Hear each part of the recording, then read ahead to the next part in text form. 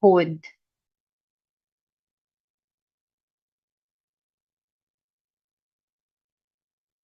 Ay, sige, lagay ko rin yung link. Paano ba ganito?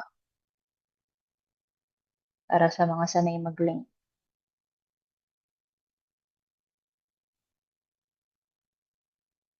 Ay, thank you. Na-appreciate niyo yung mga ganito. No, mas masaya naman, 'di ba? Actually, na-enjoy ko rin 'to na nag-aaral kami sa final coaching nung time namin, no? Kaya ganito rin talaga yung in-apply ko kasi masaya, 'di ba? Parang ano. At saka hindi ka nade-distract sa mga answers ng mga classmates mo sa Zoom chat. Kasi kapag naunahan ko na lang mag-chat, ay, hindi ko pa naiisip on my own na answer na nila. So parang wala na akong chance mag-answer on my own. So, at least ito, may enough time kayo mag-analyze sa sarili nyo kung ano ba sa tingin nyo yung tamang answer.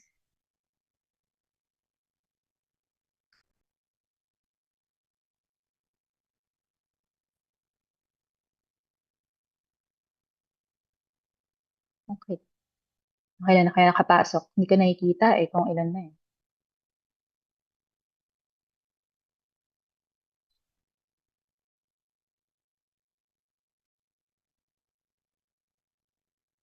Sige, ina-next screen ko para makapaglagay kayo ng name nyo. Kasi hindi ata nalalagay yung name kaagad. Tama ba? Basta nandito nabigay ko naman yung link dito sa chat, no? Paano na lang lalagay ko para sa mga gusto pa humabol. Tanda pa na ba? Ito. Tapos, dito ata kayo sa part na to pwede maglagay ng name eh. Sige, lagay niya na yung names.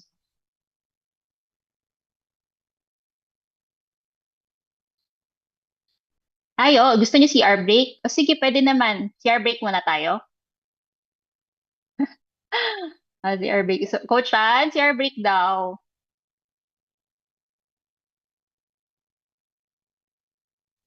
Sige. Sige, okay sa akin CR break. 3 minutes. Bilis. 3 na. O, para saktong 11:05. Balik kayo. So, start tayo ng 11:05. Inom din muna ako ng tubig. Ano ba yan? Tanggal muna ako ng video.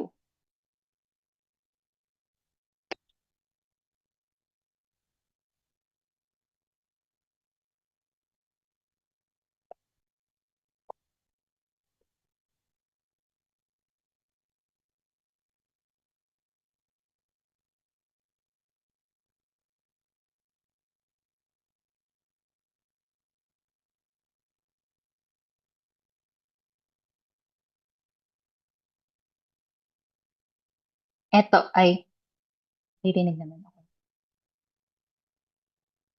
Ang code po natin ay, nasa na ba? Wait, hindi ko makita sa screen. Wait, pinalik eh. Ayan, hindi ko muna start. 38777769. Yun ang code. Nasa taas ng portion ng screen. O kaya pwede rin yung link. Sige, bigay ko ulit yung link. Ito yung link. Pwede rin yan. So, depende kung saan mas gusto i-access.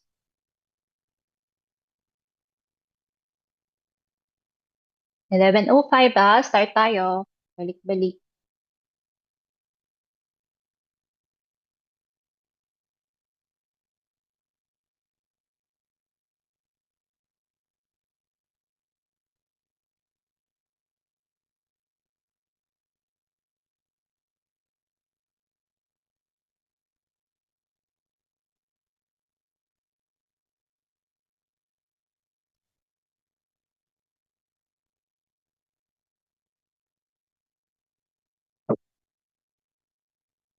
Thank you sa pag-appreciate. At na-enjoy niyo yung pa-quiz natin ngayong umaga. Tinaktuhan ko lang din yung hirap ng ginawa kong exam, no? Kasi mas ang objective natin ngayon is mas marami sa inyo ang makapasa sa board, no? yung face-to-face, medyo mahirap yung mga questions na nilagay ko doon eh. Medyo pang top-notcher level yung atake nun eh. Ito, more on yung chances binibigay namin sa inyo na pag if ever lumabas to, mas maraming, mas marami kayong bala.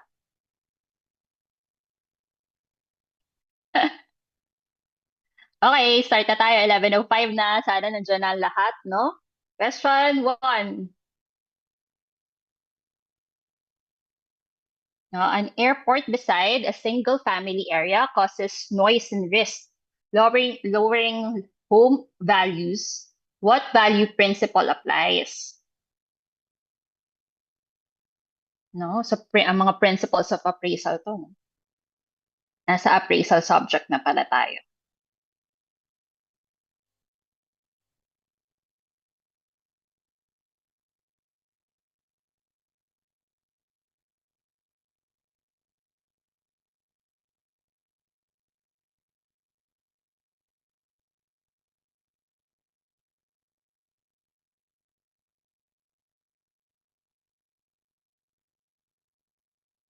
Yes, good job. No, it's externalities. No, walang internalities na principle. So definitely hindi na siya both at lalong hindi siya none of the above.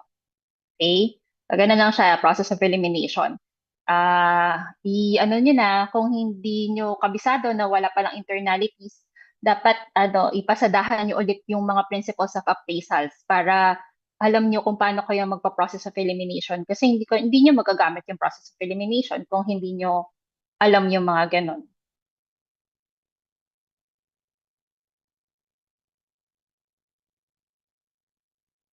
Number 2, which of the following is not a part of the market value definition?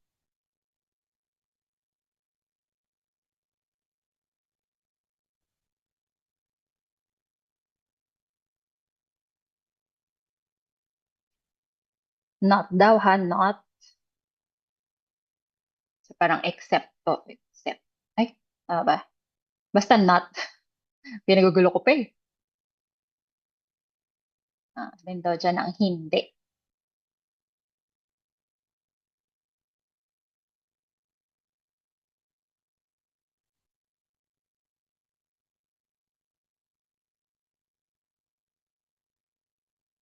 Yun. The job, no? Walang ever makakapag-define na within 90 to 120 days, masisell na kaagad yung property. Basta yun yung nalagay na market value. Hindi siya ganun nag-work. So, the rest are part of the definition talaga ng market value. Okay?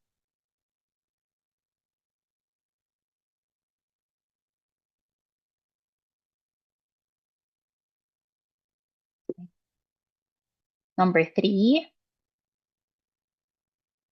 a buyer invests in a small strip center because she believes the property will net 350,000 per year.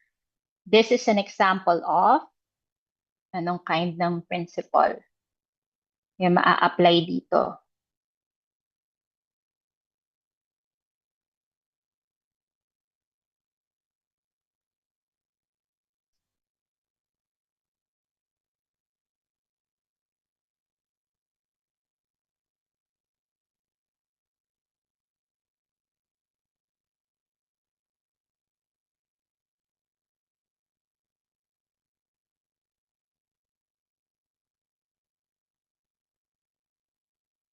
Yes, very good, no? Alas perfect. Alas perfect. Siguro yung iba, namali lang ng pindot. Ito, no? Tama yan. Anticipation. Kumbaga parang ina-anticipate niya na magkakaroon ng ganong income. Kaya siya nag-invest dun sa property na yun.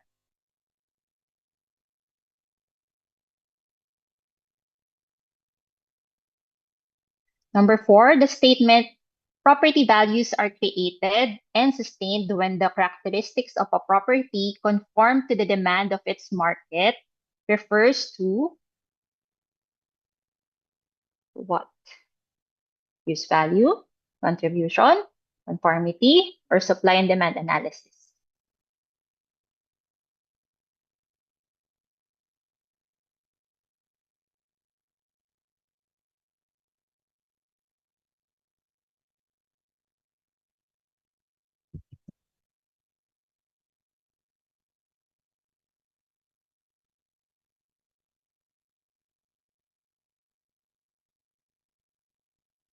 Yes, conformity. Meron na nga tayong keyword doon, no? Ayan, no, conform. Kung makikita nyo, may conform doon sa question. So, conformity yung tamang answer.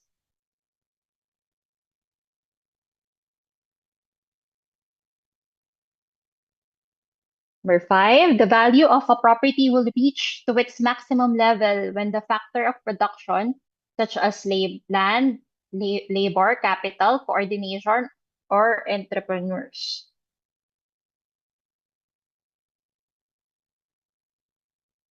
Natin dito ang best answer sa tatlong to. Siguro, sige, bigyan ko kayong keyword, no? Sabi, reach its maximum level.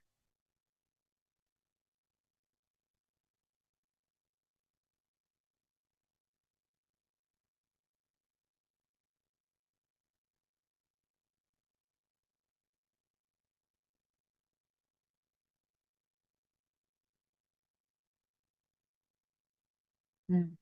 Tama answer for this is balance. Kasi 'di ba na-reach na niya yung maximum level lahat, as in lahat ng land, labor, capital, and ano, yung isa pa. So, yung fact na na-reach niya yung maximum level, pantay-pantay na sila, hindi ba? So, ang best answer nila is balance. Kumbaga na-reach na nila yung maximum potential nila. Highest and best use, ano yan eh, may tatlong factors yan, 'di ba? Parang wala naman nabanggit tungkol sa legal. Baka iniisip nyo kasi is maximum ano ba tawag dun? Maximum, feeling ko dun kayo nalito eh. Maximum, sino makakahelp sa maximum ano yun? Maximally productive. Oo, baka yun yung iniisip niya, no?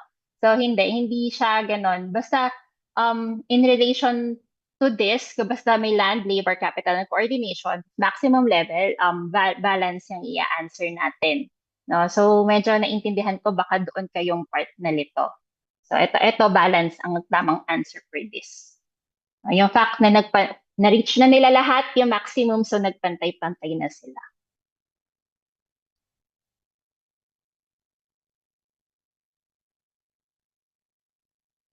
So, depende rin talaga sa pagka-ask ng question eh. Kailangan mo iintindihin talaga mabuti. Number six, the net income remaining after the cost of labor, capital, and coordination have been paid refers to,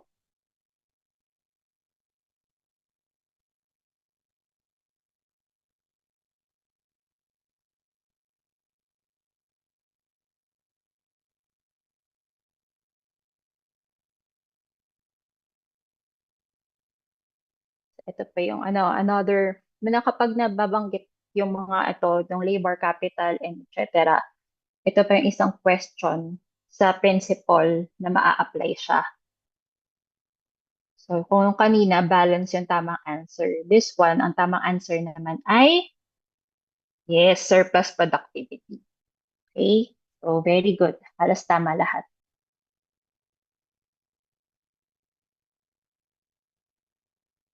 Number seven, it is not only the capacity to give satisfaction in use, but also the power to excite desire for continued possession refers to,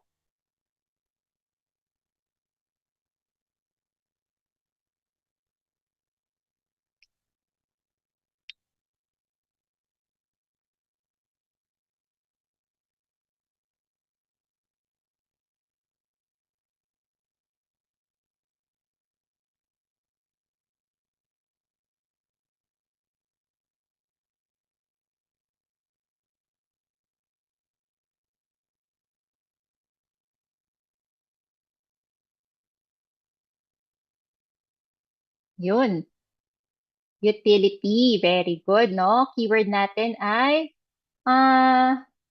continued possession, capacity to give, ayan, use. May nakalagay na use mismo. Yun na yun. Yan, hanap lang talaga keyword.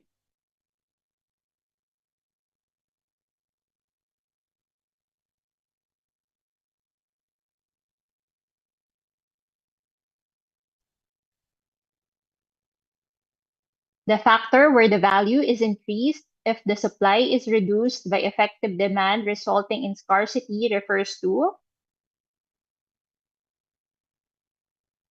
ano to? Parang medyo tinatag din siya as principal. Pero sabi ng iba, hindi daw siya principal. Medyo, ano to, parang hindi mo malaman kung saan topic ba to eh, kung appraisal ba to or ano.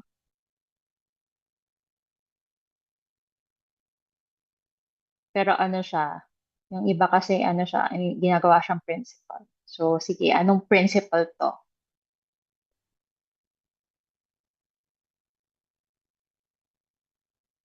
Dali lang to. Yes, it's supply and demand. No? Kaya no, nakalagay na yung supply, tapos may demand na. No, hanap-hanap lang tayong keyword.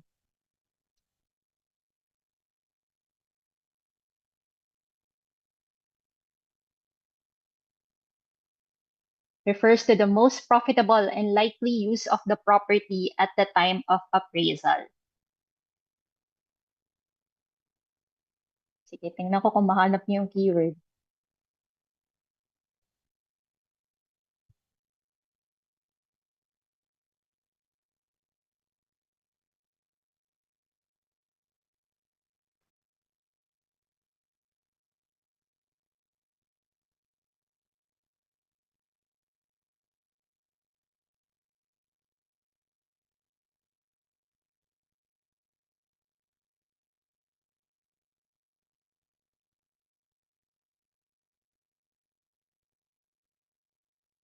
Yes, highest and best use, no? Keyword natin is most profitable and likely use, no? Parang, ayun yun. Yung profitable, di ba? Kasama siya dun sa mga key elements ng highest and best use.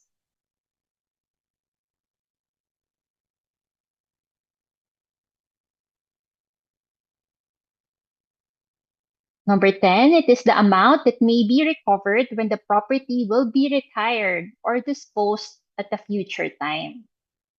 So is it salvage value, scrap value, substitution, or anticipation? Sige ha, ang hinahanap na dito is amount, hindi na principal. So tatanggalan ko na kayo ng dalawang choice.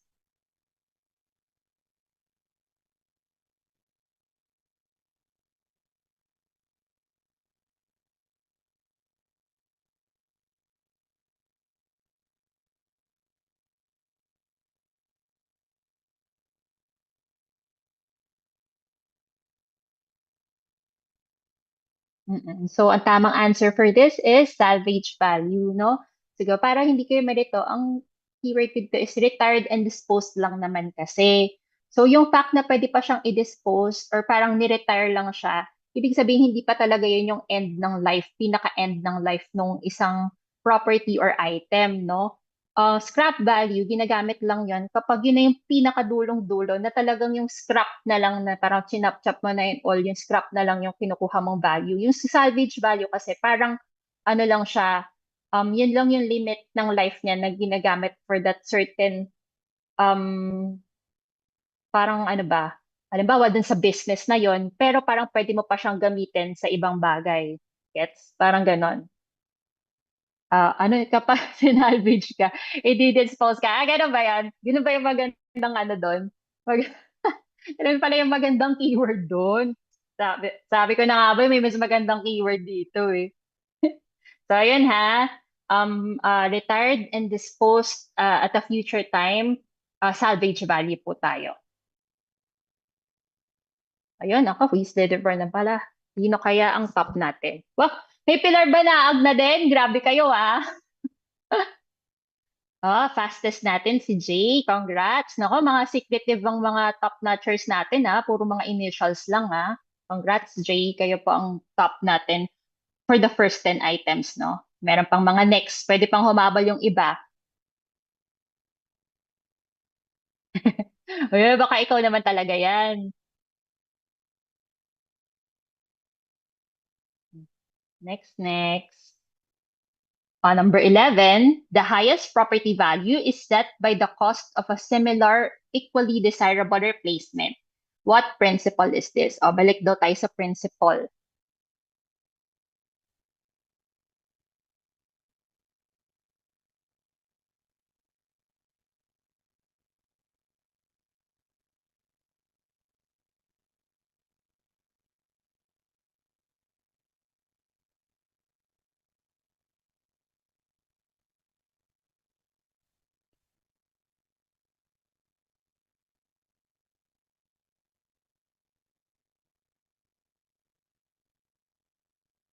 Yes, it's substitution, no? Yung fact na naghanap ka ng equal, ng similar, equally desirable, ibig sabihin pwede mo siyang palitan, no? I-substitute. So, yun yun. Ganun siya. Kaya, principle of substitution ang best answer for this one.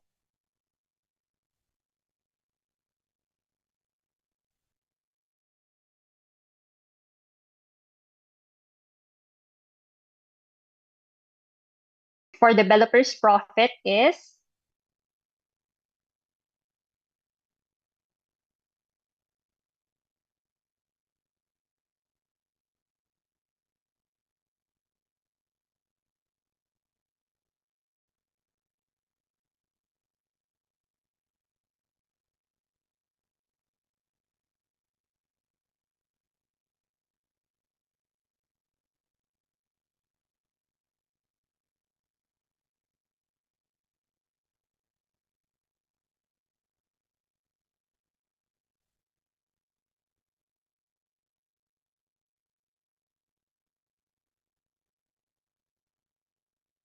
yes, it's entrepreneurial profit, no?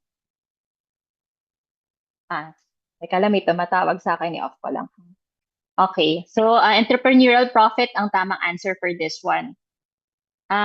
Nasa, kung di ako nagkakamali, saan ba? Mr. Pao ba? Saan ko ba ito nahanap? Either Mr. Pao or PBS. Nandun siya mismo. No, para naka-or siya. Okay.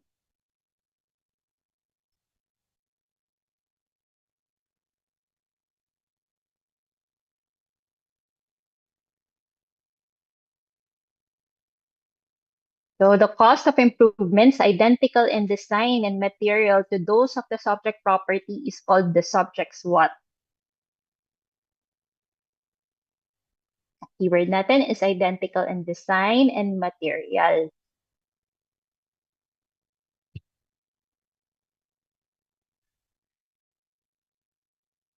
So ang keyword ko dito is, na nagre-review ako, is laging identical. Pero parang medyo mali pala yun. Sige, sasabihin ko later kung bakit. Na dapat kasi kompleto yung i-memorize mo.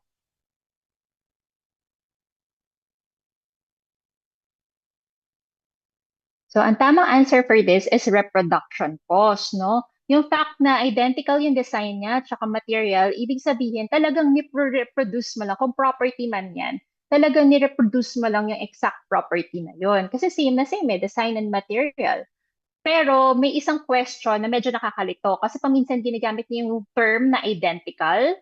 Pero hindi ko nga alam kung kasama ba dito sa set list ko to kasi nakalimutan ko na. Pero ayun, at least alam niyo na answer if ever kasama, no? May isang question na nakalagay is identical din, pero nakalagay naman is utility, no? Kapag identical in utility yung nakalagay, baka basahin niyo na lang ng buo yung sentence and kung tingnan niyo kung ano yung mas appropriate, pero parang mas pasok siya sa replacement cost. Kasi yung fact na yung utility lang yung same nila, ibig sabihin, possible na hindi same yung material na ginamit, hindi same yung design. So, not necessarily ni-reproduce mo yung isang bagay. Okay? So, yun. Oo, kung identical in use and utility, baka replacement cost yun. No? Hindi ko pa rin, hindi ko sure, depende kasi sa pagka-state talaga ng question eh, no? Basta i-watch out lang natin, naging reproduction cost lang tong question na to kasi identical in design and material. So, eksakto, yung mismo ginamit, yung mismo design, mismo material, kaya siya naging reproduction.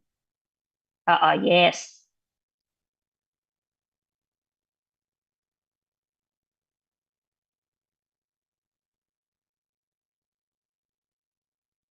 Number 14, the cost of, ay, ito na pala, a bonus. The cost of improvements identical in utility to those of the subject property is called the subject's what? Next question pala, hindi ko naalala. Natagal ko na kasi ginawa tong set na to.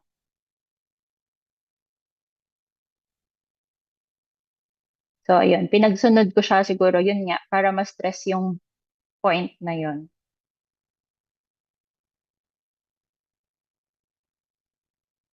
Nang ko nga ako nakikinig kayo sa explanation ko kanina. Pag may nagkamali, di nakikinig.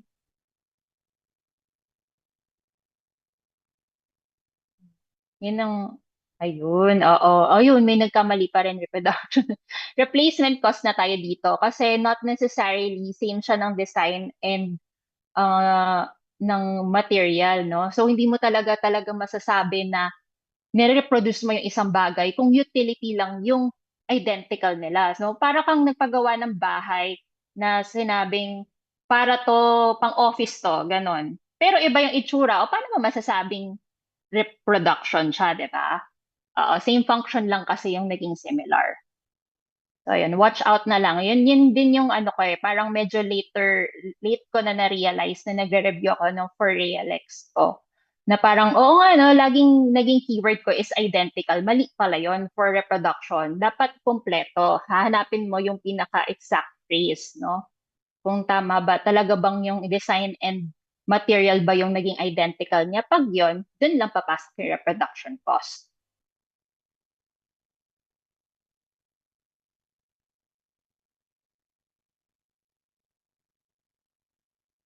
Okay, number 15, to arrive at net operating income, expenses are deducted from, so saan daw dinededuct yung expenses? Para maging net operating income na siya.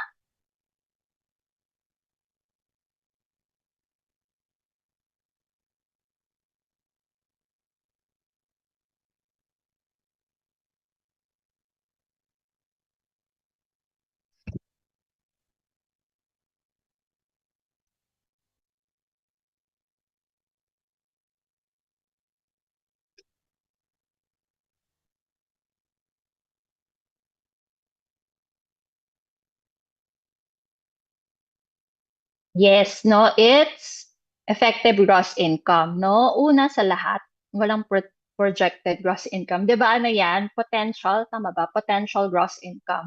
So yun yung pinakauna, no? Potential gross income. Tapos babawasan mo ng vacancy rates, ganyan. Magiging effective gross income na siya. Tapos kapag yung effective gross income, binawasan mo ng mga expenses, magiging NOI na siya, which is net operating income. So, PGI, EGI, tapos NOI.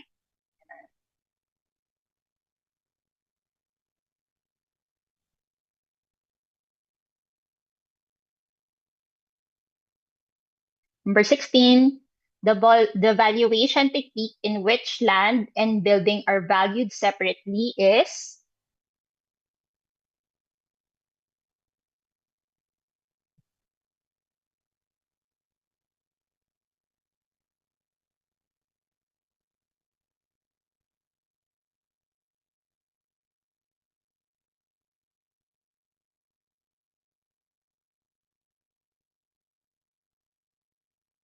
So paminsan ganito lang din yung mga tanong sa math. Hindi talaga siya yung magko-compute ka, pero parang yung inaalam ng examiner kung alam mo yung formula. Okay? So kung alam mo yung formula, maa-answer mo yung term na to. So tama, no? Yung mga sumagot ng cost approach, 'di ba? Sa formula ng cost approach, 'di ba parang ina-add mo yung land separately doon sa dulo, 'di ba? Kumbaga parang i-value mo muna yung building, tapos kung paano siya nag-depreciate, tapos sa dulo ay add mo yung value ng land. So, ayun yun. Kung alam mo yung kung paano nag-work yung formula ng cost approach, masasagot mo to.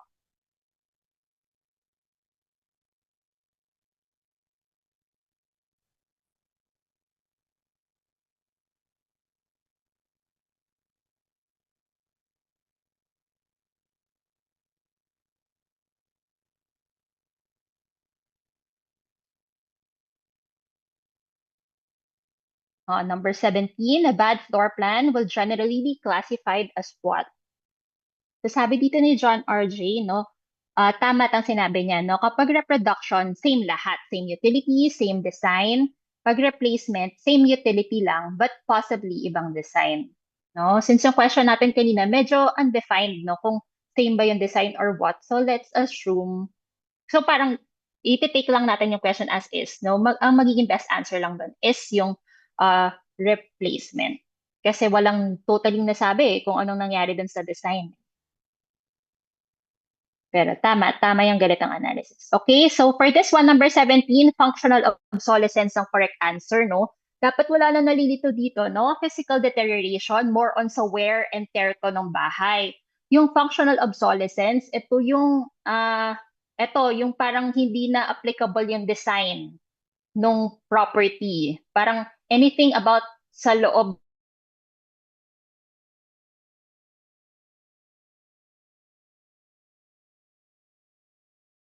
kung ano man yon sa property na design nga or something. Ang economic and external is actually identical in meaning, no? Anything na outside factor yung reason ng obsolescence. Okay? So, ganun mo siya i-differentiate yung tatlong yon.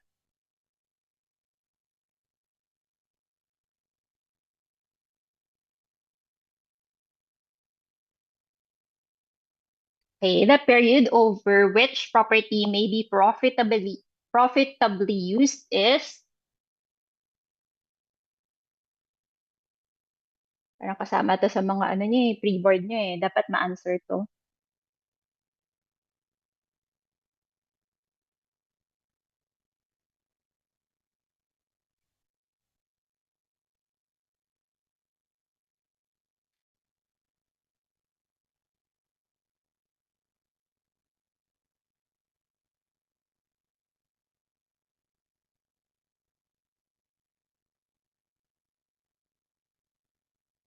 Ang mali pa ang spelling ko ng going concern na. Going concern pala yan. Mali na yung type. Yes, no? Correct answer is economic life. No? Ang keyword is period, tapos profitably used. No? Yung fact na may profit, something related, so economic.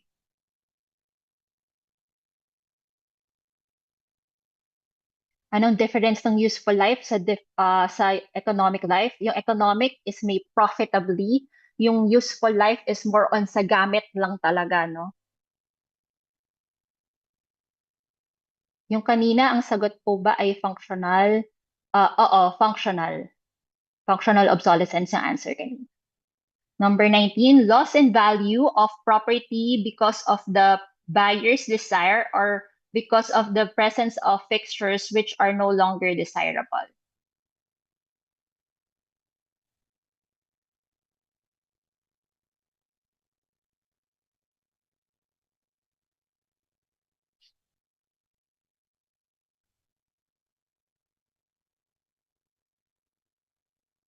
Yun, no? Functional obsolescence, na-discuss na natin kanina, no? Yung pagkakaiba-iba nila. Basta, um, pertaining sa property, tapos parang na-obsolete na yung design, hindi na siya desirable, yan, functional obsolescence talaga siya. No, baka nalilito lang, hindi ko alam kung paano. Ang dami nag-answer na economic. Economic and external is same lang, no? So more on lahat yan na pertaining sa outside factors, no? Halimbawa, may tinayong uh, ano ba? Ang tawag dito? Skyway sa harapan ng bahay nyo na magiging magulo, maingay na yung property nyo.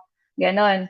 Ganon nag-work yung out of your control, yung external obsolescence, saka economic obsolescence. Yan. So, functional, sana ano, hindi na kayo malita sa dalawang.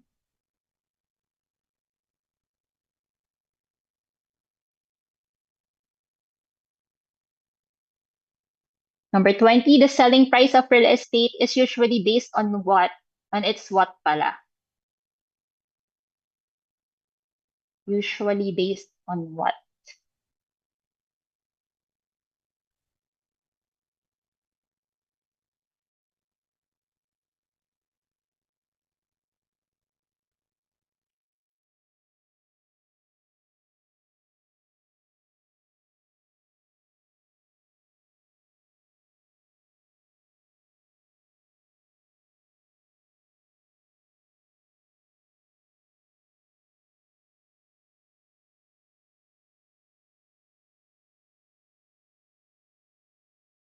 No, it's market value.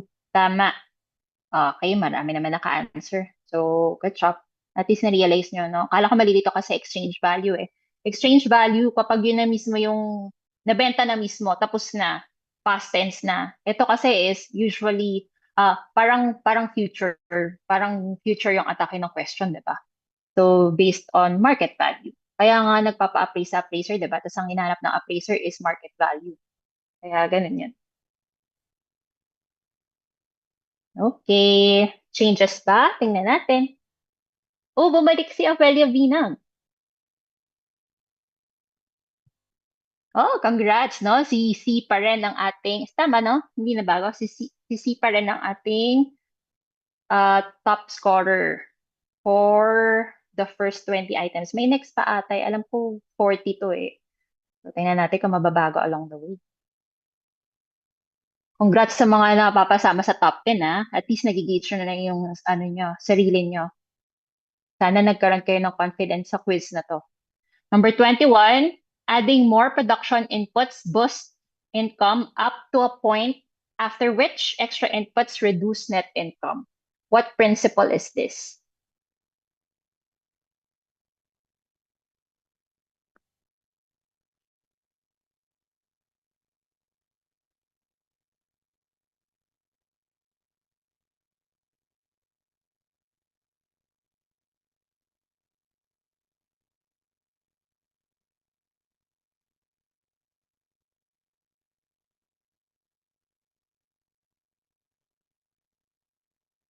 Yes, increasing and diminishing returns, no? Keyword natin dito is boost and reduce, no? Anything na kung maiba man yung ano niyan, yung basta synonymous sa dalawang yan, no?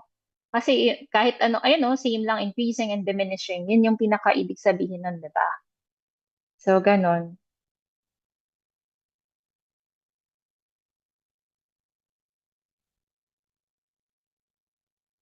Number 22, a loss in value from any cause is a common definition of best answer.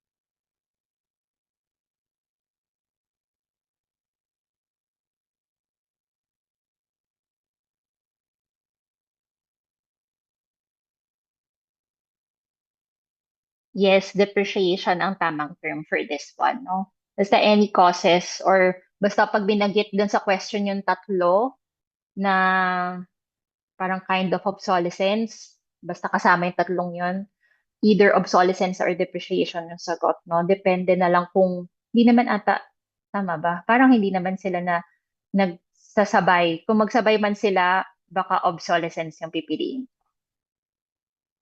Pero for this, wala naman obsolescence lang, so depreciation ang tamang sagot.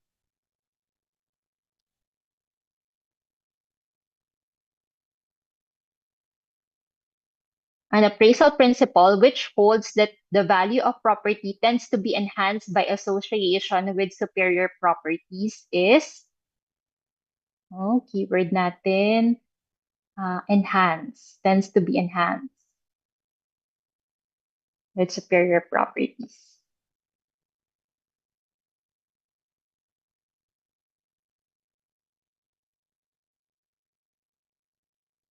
So, huwag kayo kabahan sa board, no? Kung kinakabahan na kayo sa this point in time. Ganito lang naman yung mga questions. Hanap lang talaga ng keyword sa bawat ano para makakapili kayo ng best answer. Yes, progression ang tamang answer. Number 20, ano tayo? 24? 24, the effective age and the useful life of a building represents judgment made by the sino daw? Ang may karapatan magsabi ng effective age and useful life. Oh, normal lang naman yan. Kasi sa daming inaaral, di ba, sa Reflex. Actually, yan talaga yung ano, dilemma din namin nung nagre-review kami sa time namin. Sobrang daming topics, no? Nadaanan mo na, parang, ay, oo nga, no, yun pala yun, pero parang nakakalimutan mo. So, kaya nga tayo nag-enroll din sa final coaching kahit papaano ma-refresh, no, yung mga knowledge na na-stock sa inyo. Hopefully, makatulong kami sa pagre-refresh ng mga knowledge na yan. Yes, very good. Appraiser. Appraiser lang ang may karapatang magsabi ko nung effective age na ng property, no? Na hindi si buyer, hindi si property owner, hindi si tax assessor. Pwede rin naman si tax assessor kung appraiser din siya. Pero like in terms of para sa tax purposes, hindi. In reality ba si owner? Ay, di wag na siya magpa-appraise. The period over which existing improvements are expected to continue to contribute to property value is there.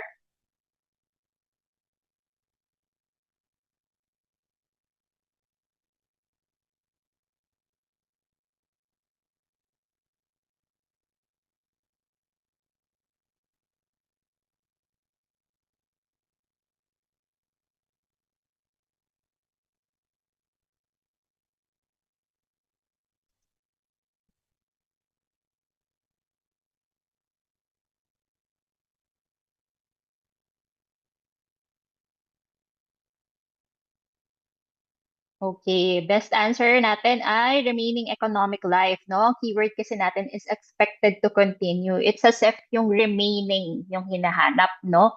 Mayroong isang question dito na walang expected to continue. Parang yung period lang talaga yung hinahanap.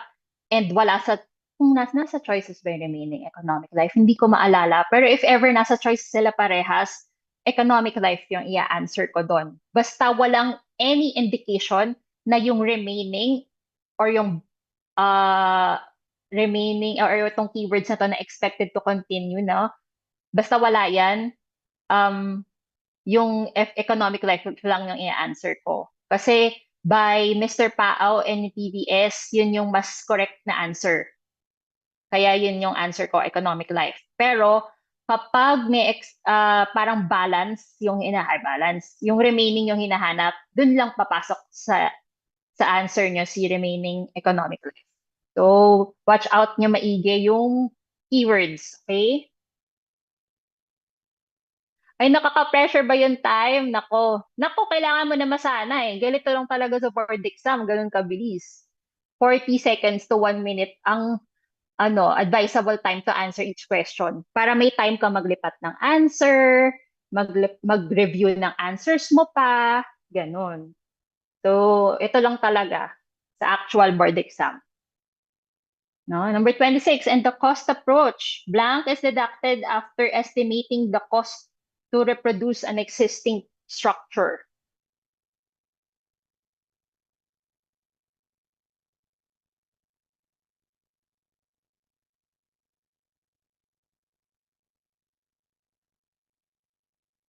So, fill in the blanks to.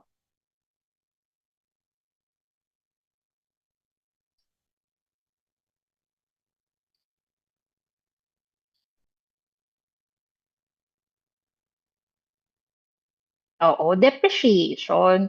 No, kapag once na compute na ni appraiser kung ano yung possible cost niya to reproduce a building or a property, ganyan. Ang next niyang i-account for is yung depreciation.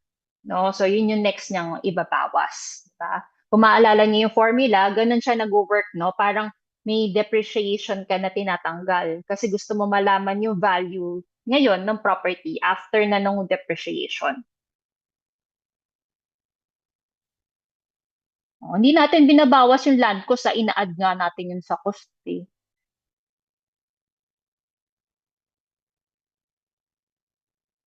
Next. Which of the following is not a type of depreciation? O, 'di ba sabi ko tatlo yon. Alin yan? Alin dito ang hindi?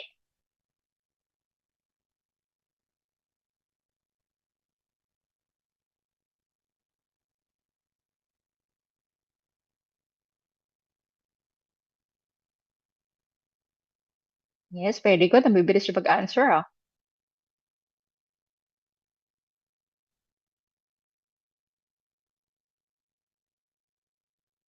200 na lang ba tayo nag-answer?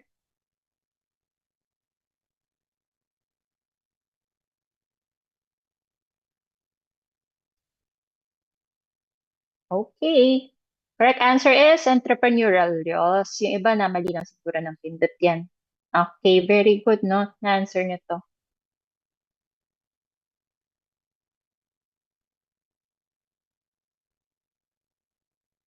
Ay, ikaw pala.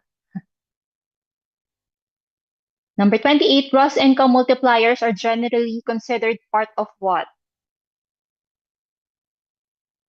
Best answer. Keyword na nga eh.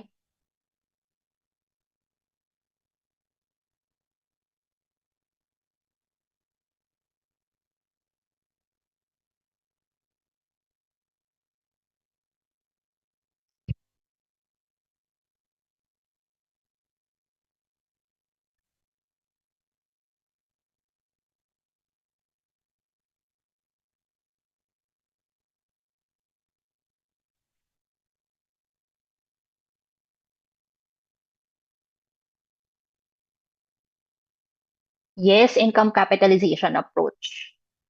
Yan ang tamang answer for that. Ngayon, keyword na nga natin, income eh, di ba? So yan, dyan pumapasok yung GIM.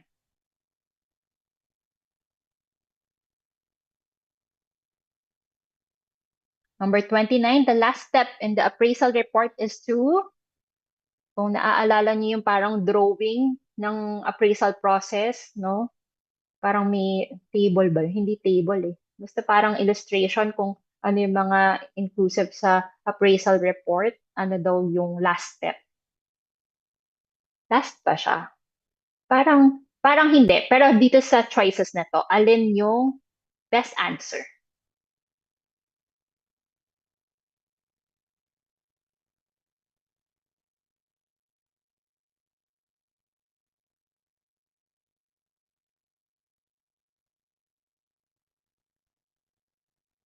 Yes, later, meron tayong Reblex map.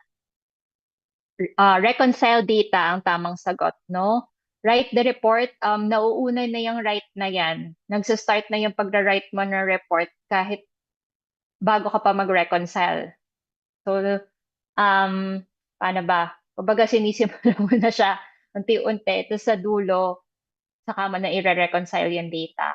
Actually, part ba yung nasa ano kasi yan eh, i-review na lang yung ano, appraisal report na parang pagkakasunod-sunod. Hindi ko nga sure kung kasama din yung write the report eh. Kasi parang kasama, alam mo na naman yan na gagawin mo yon. Pero yung pinaka-process yung tinitingnan natin. Ito, ang alam ko, ito yung best answer.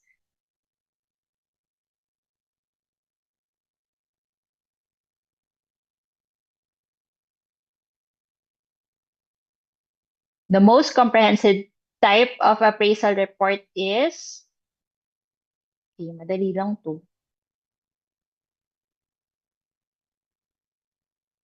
Sana nadaanan nyo na to sa mga mock exams.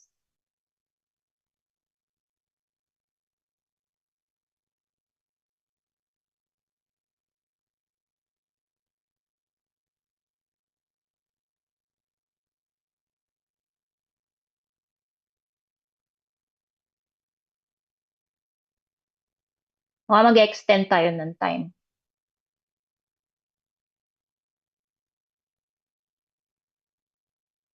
Kasi wala pa tayong taxation at saka math. Pero konti na lang naman. Tiis. Yes, narrative report ang ating tamang answer for this one. No, basta comprehensive na kind ng report, ang answer lagi ay narrative report, no? Oral report, hindi verbal. Form report, basta parang commonly used in banks or anything na parang short lang yung dating ng report na hinahanap. Form report yung answer dyan, no?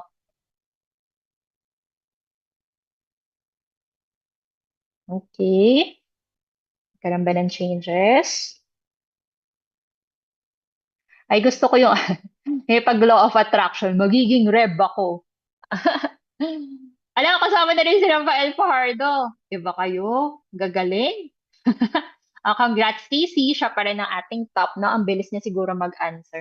The fastest na rin si Tiger Baby, no?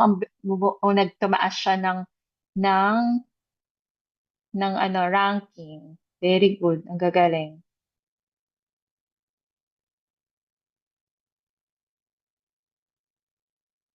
Okay, last leg natin for ano, last 10 for appraisal. What is the main role of an appraiser in a real estate transaction or valuation process? Sige, ano yung best answer for this one?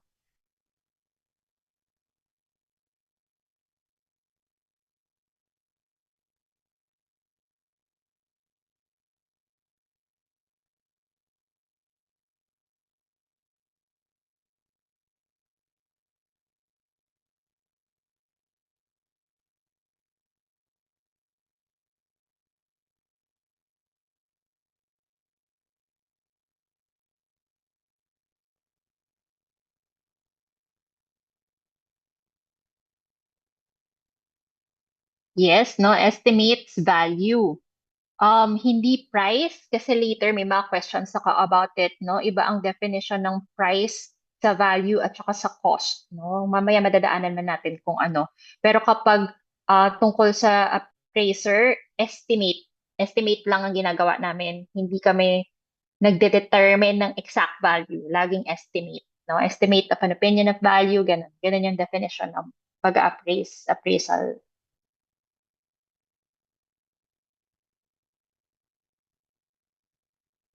Number 32, it is combining two, ay, mali ano to, maling spelling. TWO yan. Two or more sites in order to develop one site with a greater value more than the individual sites have separately called. So ano yan? Two as in dalawa na typo. Manual ko ata tinatype eh. Kaya ganyan. Two yan na as in dalawa or more sites.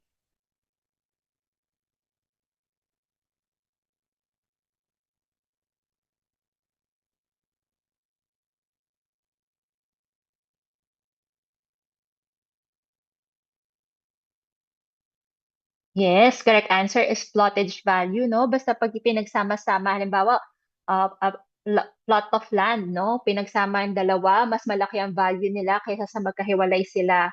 Kasi mas marami ka na magagawa sa property kapag mas malaki, di ba? So, binibigyan siya ng plottage value.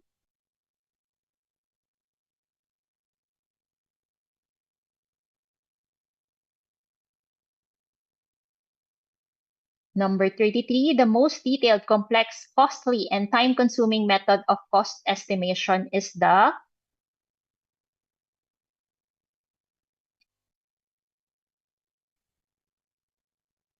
anong term daw yun?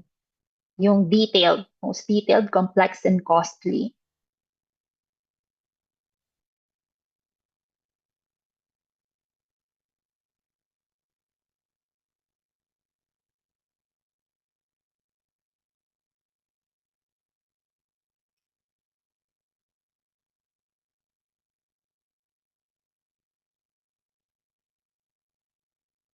Oh, magugutom tayo for this session na.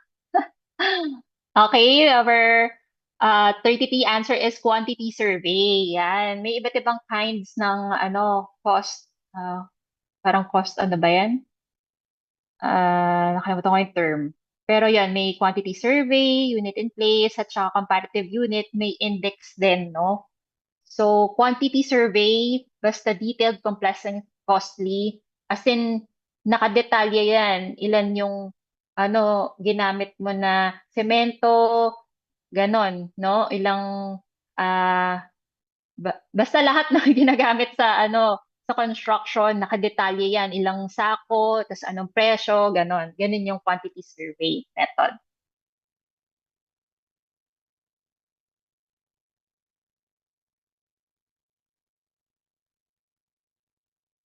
The subject property has 85% occupancy. What conclusion would you most likely draw if the typical occupancy rate in the area was 95%?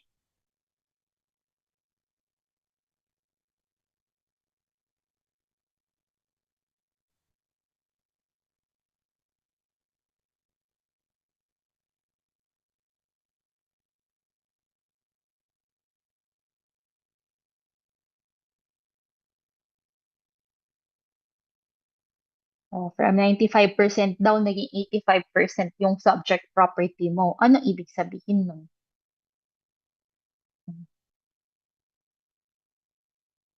Yes, rents are high, no? Yung fact na, ayan lang yung definite sa lahat ng choices, no? Yung fact na mas bumaba yung occupancy rate niya, hindi siya yung priority piliin, no? So probably, mataas yung rent niya. Na, hindi low, kasi kung mas mababa yan, edi sana siya yung priority, siya yung mas unahang pag-inquiran, marentahan, di ba? Hindi mo rin masasabi, walang any indication about advertising, so hindi yon. Kung good yung management, eh di dapat mas nirerentahan siya, di ba? So, hindi rin yun.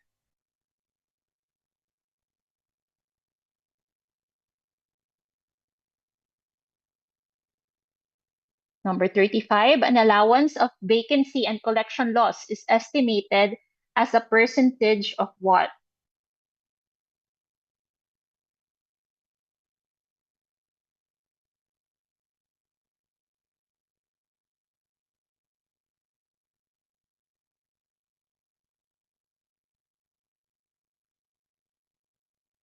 So, saan nakakabit ulit yung vacancy and collection? Baga saan mo siya parang ibabawas, ganun.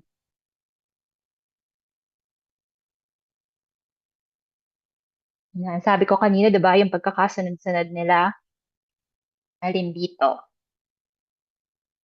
Yes, potential gross income ang tamang answer. Tama, potential. Yun yun. No? Basta siya muna, potential gross income. Yung fact na babawasan mo siya ng vacancy and collection loss ng percentage, dun pala magiging effective gross income. Pero yung pagka-question kasi dito, allowance per vacancy, parang kung fill in the blanks percentage of what? So, saan mo siya lalagyan ng percentage dun sa potential gross income? So, hindi yung result yung hinahanap. Kumbaga parang saan mo siya nilagyan ng percentage.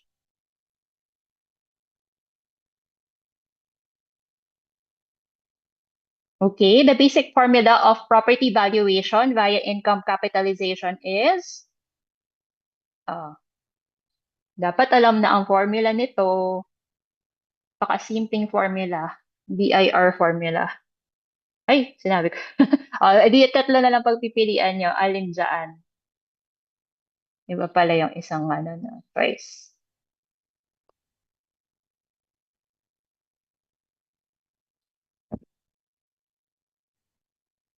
So, paano nyo i-arrange yung VIR formula dyan?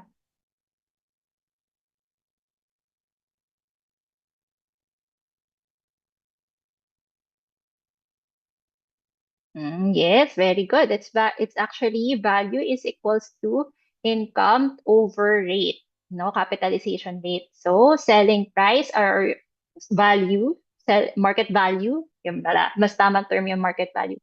Market value is equals to net operating income is equals to net operating income over capitalization rate. 'Di ba? Ganun siya.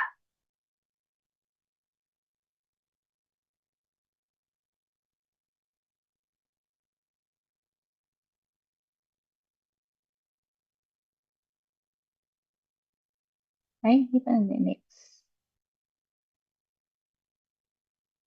Okay, 37, a term used for the amount asked, offered, or paid for a goods of service. So ito na, i-define na natin yung differences ng tatlo.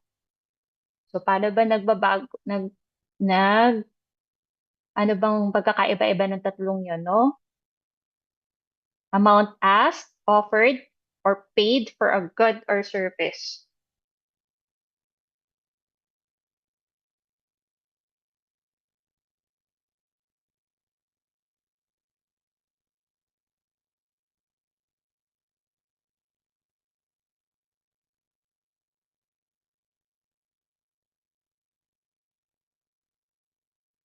Okay, so nakalagay ito sa PBS. Correct answer is price, no? Keyword ko dito is yung paid. Pero meron din kasing isang term na may paid din, no? Pero sabihin ko na lang kung anong difference later.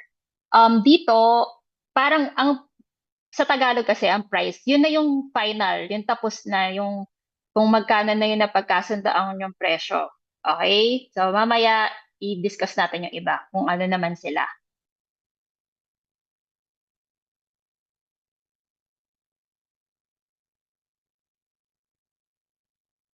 Number 38, the price paid for goods or services or the amount required to create or produce the good or service. So, ang nagiging keyword ko naman dito is uh, required to produce goods or service.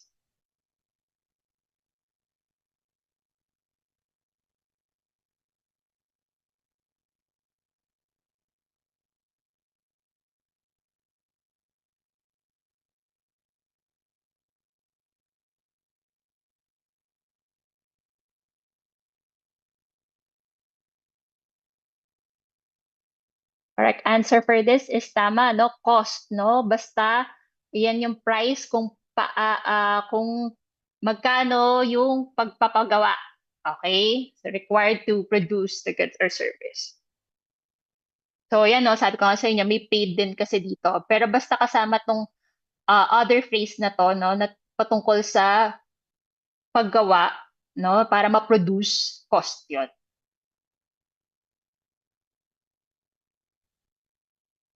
So, ang answer for this na ay dapat alam niyo na 'to, kasi na-discuss na yun dalawa, o ano na 'to? Economic concept referring to the price most likely to be concluded by the buyers and sellers.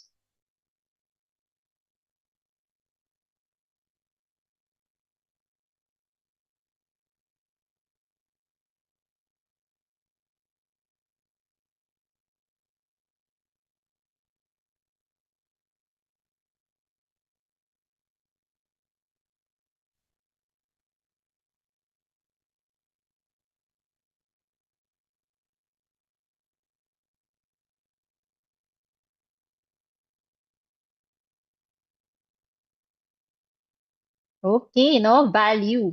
Value ang tamang answer, no? Basta concept, parang ano pa lang, sabi nga dito, most likely to be concluded, no? Parang papunta pa lang kayo doon, hindi nyo pa sure kung yun talaga, pero yun yung most likely price, no? Kaya nga, di ba, ang tawag natin sa market value is yun nga, kaya value yung term doon, no? Market value, no? Halos ano sila. Pero this one, basta economic concept, it's value lang. As defined to sa PBS. Para sa mga hindi nakakalam ko ano yung PBS, Philippine Valuation Standards. Last question for appraisal pa lang. May taxation pa tayo at saka Revlex math, no? Kapit lang. Number 40, the environment in which goods and services trade between buyers and sellers through a price mechanism.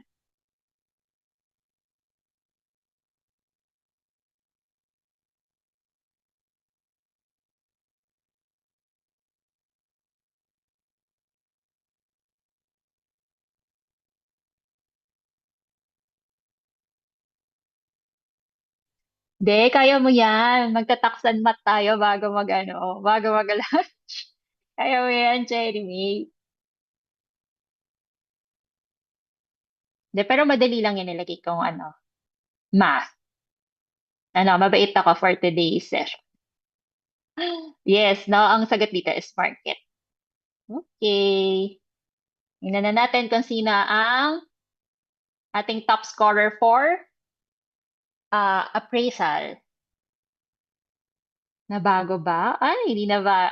Oh yes, congrats C! Palakpakan naman natin si C ng napakaraming palakpak.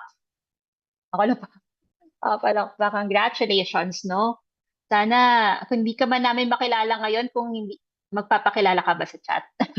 Kung hindi ka man namin makilala, sana makita ka namin sa Top Notchers. Yan, no? Oh, name reveal naman dyan. Hanapin niya na yung mga start ng C yung pangalan. Wala, ano natin. Okay, sa next na tayo. Madadali lang naman tong ano ko eh. Kakayanin to. Kung medyo dumugo yung brain cells niyo sa taxation kahapon, magiging mabait ako sa inyo. Mahirap ba? Mahirap yung tax niyo kahapon. Ito, try na ulit kayo. Um, kung yung mga gusto kumain ng tawag dito, pwede naman kayong kumuha ng pagkain, no? Sabayin nyo na lang habang nasagot kayo. Kunwari, ano, ganun naman din sa board eh. Sa board, ganun naman mangyayari sa inyo, no? Pag nagugutom kayo, nasagot kayo, tapos kumakain. Okay? Link. Sige, ito ang link.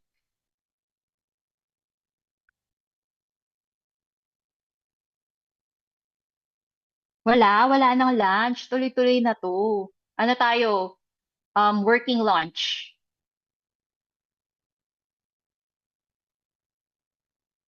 Siguro, letter C. Sino kaya ang letter C? Siguro si Cherry May yun. Ikaw ba yun, Cherry May?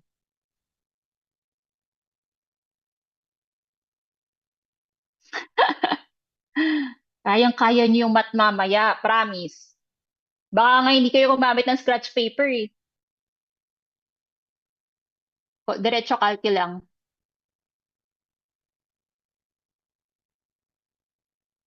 Okay. Okay yan. Yung ganyang screen na nakikita niya. Tama yan. Ina-next ko lang para ano kayo. Tapos, copy ko ulit yung link. Sa mga gusto humabol, nasa taas naman yung code, okay? Start na. Ilan na ba yung nakapasok? Sige nga, check ko lang sa next slide. Kung ilan na yung nakapasok, ha? Dito ko kasi makikita eh. Yan, marami na pala eh. Sige, wait. Wait daw. Oo, ganun din.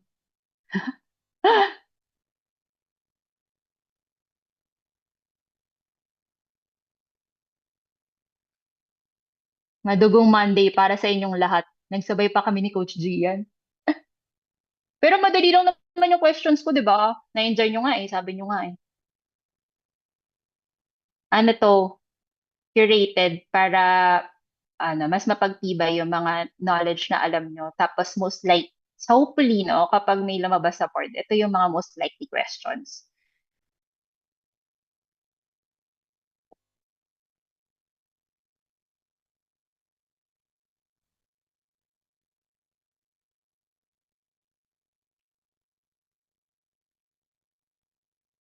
Okay, sige, hintayin ko lang mag 200 kasi na parang nasa 200 tayo kanina bago tayo mag-start. So, kahapon, kaka-taxation niya lang. So, dapat medyo fresh pa yung ano nyo, ha? Yung, for sure, mas madugo yung taxation nyo kahapon. Kaya dapat mas ma-answer nyo to. Kasi mas madali lang. Kaya lang may mga questions ako dito na ano eh, old yung pieces, old questions, no? Parang mga test bank questions. So, let's see, no? Kung ma-answer nyo pa rin kahit na old yung batayan ng question. Hindi siya same link, no? Ito yung bagong link natin. Send ko. Tapos bago na rin yung code, 49768152. Type nyo lang yung menti.com, tapos input nyo lang yung code na yan. Okay, sige, go lang. Yung iba, ano, sabi ng iba, yoko na sumali coach, kain muna ako. Sige lang, bilisan natin. 12 na eh. Overtime na ako. Yung mga ano yung mga need na kumain, ano na lang, magdala na kayo ng food sa table nyo. Kain na kayo habang na-answer. Gusto ko nga rin gawin yun eh. Kaya lang wala akong food. Saan ako kuha ng food? Wala. Ang code po, ito po, nasa taas. Tingin lang kayo sa taas na portion, no? 49768152.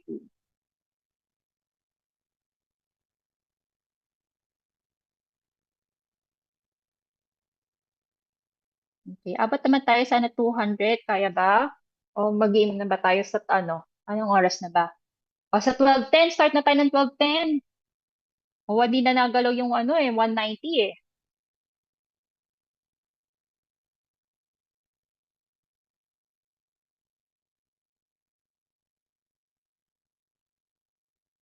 Hindi na ba makapasok?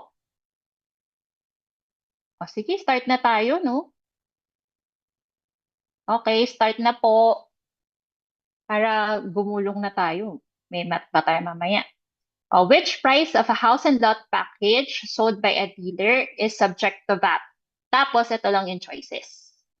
So, pertaining dun sa choices, ano yung best answer? This is an old question.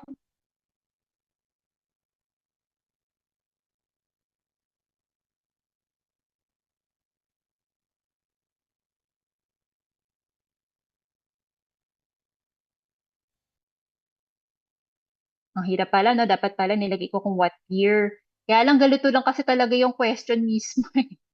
So, sabihin ko na lang sa inyo kung ano yung best answer if ever malito kayo sa dalawa kasi baka dalawa ata yung potential answer dito. Ayun, oo, no? So, pwede kasing ano to, dahil hindi nakalagay ko ano yung specific na year, pwedeng itong isang 3,199,200 or kaya yung 2.5, no? Kaya siguro may mga nalito.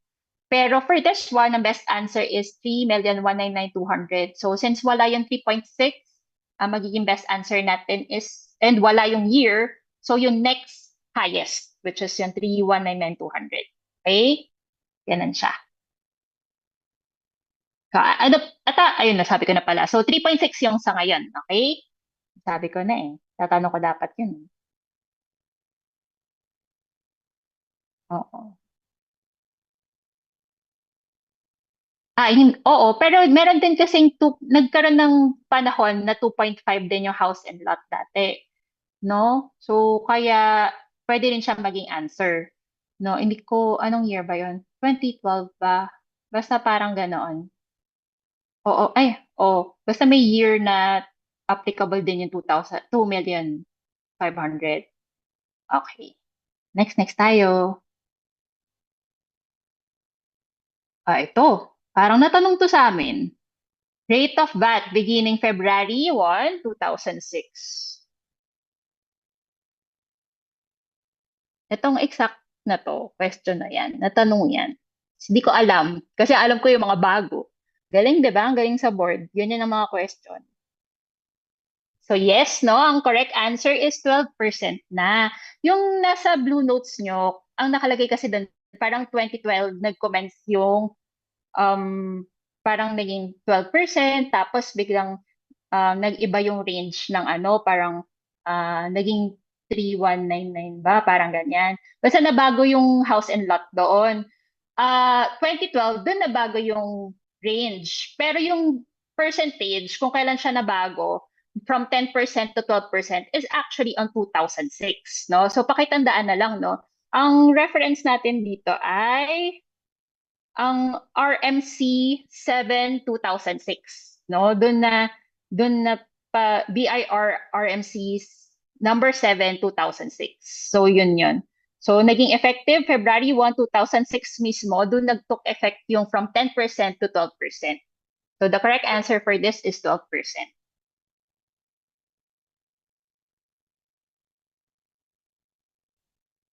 Okay.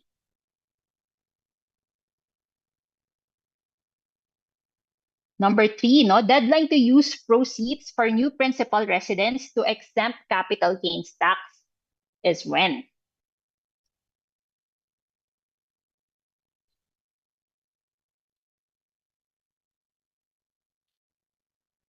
Kailangan daw ma-utilize na siya within ilang months.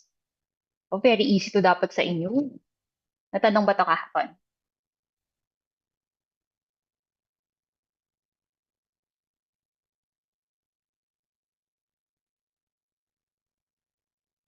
O, 'di ba? Review na lang. So, watch out nyo na yung mga ganitong questions na kapag malimit namin tinatanong, mas malaki yung chance na matanong ka sa board. Okay? So, yung mga nagkakamali pa, please remember na yung tamang answer, no? I-ano nyo na, screenshot nyo na to, tapos go through nyo na lagi para hindi nyo na makakalimutan na pag ganito, up to 18 months lang, no? Ang limit, no? Principal residence, dapat ma-utilize mo na siya within 18 months.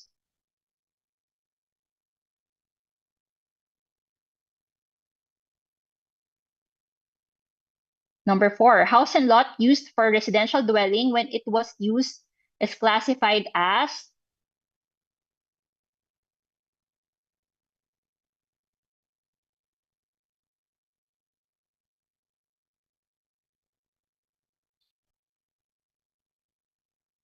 or for ano daw, residential dwelling, anong classification niya? Anong kind ng asset?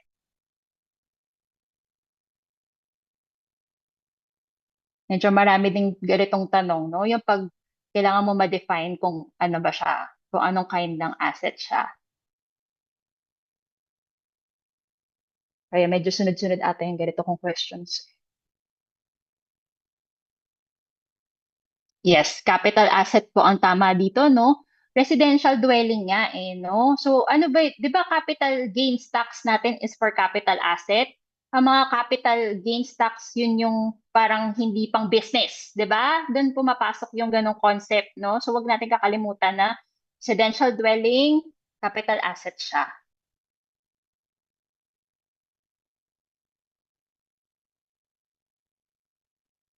Parang naghang. Ayan.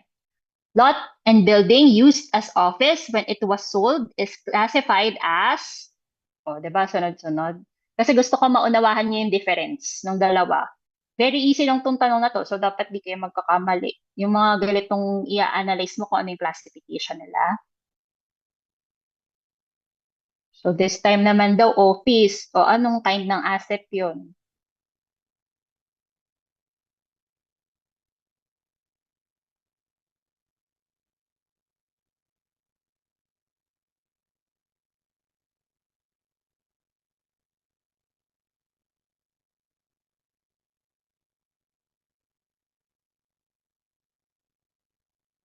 Yon, good job, no? Ordinary asset. So, ganun yung pag-differentiate ng ordinary at saka capital.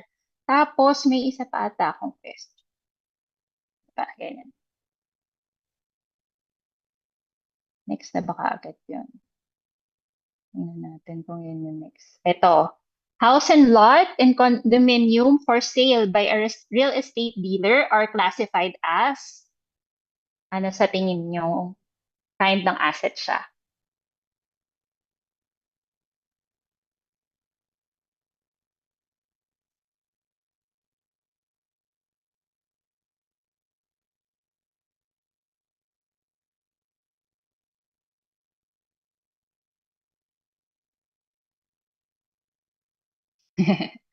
Ayun, oo, wag kayo magmadali. Huwag kayo ma-stress sa ano, sa time limit.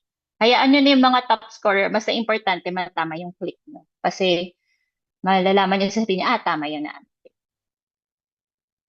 Ayun, good job, no? Ordinary asset, basta real estate dealer, lahat ng properties nila are classified as ordinary asset, no? Yung medyo downside lang, no, kapag natag ka as real estate dealer, parang mahirap i-defend, no? Talagang parang naka-classify na yung mga assets mo as ano, ordinary. Ayun. So, tapos ano rin siya, hindi rin nag-work sa kanila yung kapag naging idle for 2 years na i-convert sa or sa capital, hindi. So, medyo ano, kaya tricky yung part na to, no? So, kaya ordinary asset. Real estate dealer, ordinary asset. Ganun siya lagi.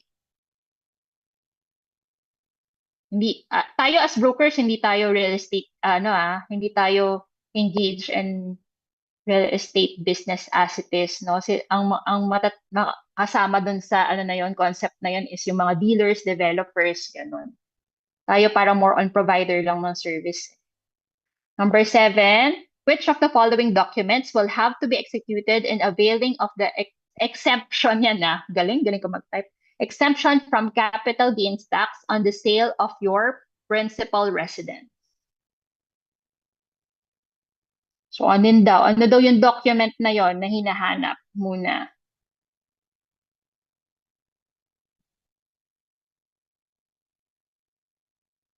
Yes po, may next pa. Last na yung next, which is na. Escrow agreement. Yan, escrow agreement ang hinahanap. Okay?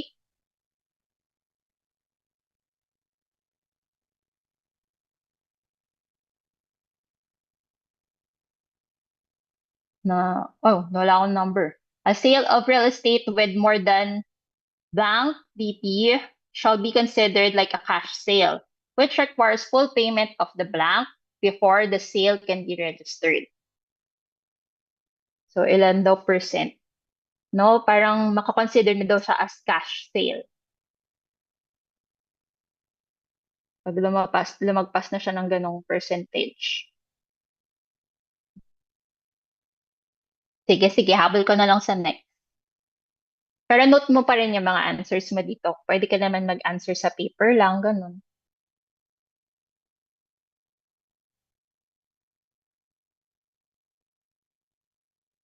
Yun, good job, no? 25% ang ating watch out dyan na percentage. Tapos si GT, yung other answer.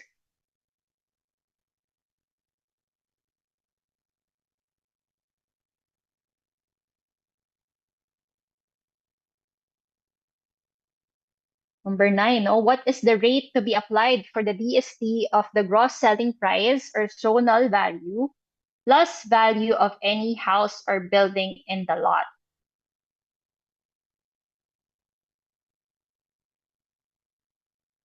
Ang haba ng question, yun lang pala yung tanong.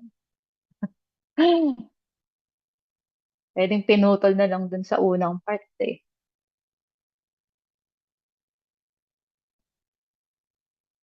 Alam niya to dapat. Kabisado niyo.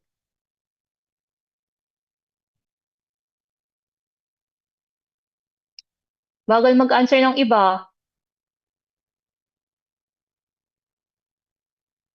Yes, 1.5%. Na iba na mali lang siguro ng pindot yan.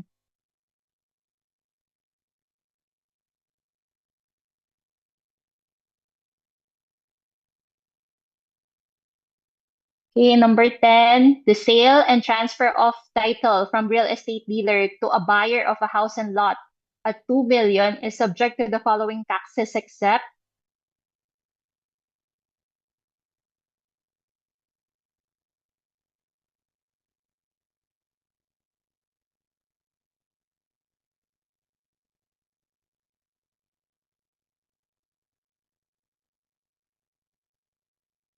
Oo, ayun. Namali ka ng pindot, ano? May except. Except ang hinahanap. Or ganyan din sa board, ha? Watch out na maigi yung mga except. Kaya kalmahan yung pagbabasa sa board. Namnamin yung question. Pero yun lang, may time limit pa rin talaga. So correct answer is capital gains tax. Ayun nga, sabi ko nga sa inyo kanina, no, basta real estate dealer ka, parang laging ano ordinary tax ang ano sa'yo, tagging, no? So, ang most likely na ano sa'yo dyan is, ayun nga, best answer for this is hindi capital, hindi ka pwede ever maging capital gains tax. No, may expanded value added tax pa. Actually, parang ano lang siya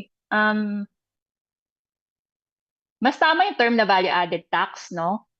Pero given the choices, best answer ko pa rin is capital gains tax.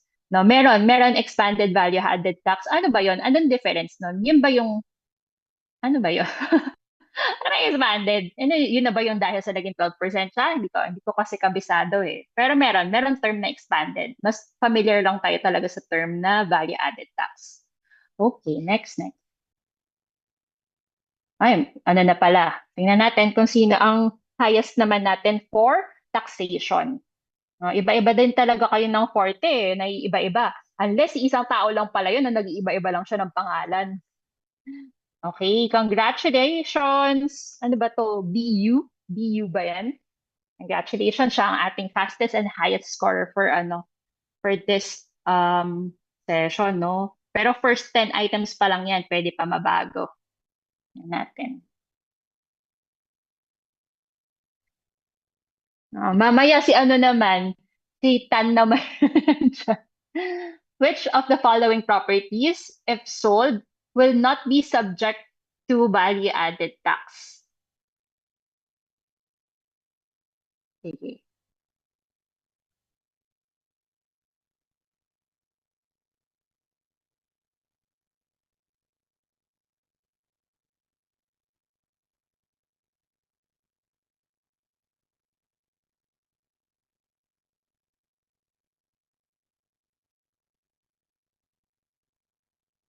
Best answer, no? Best answer tayo.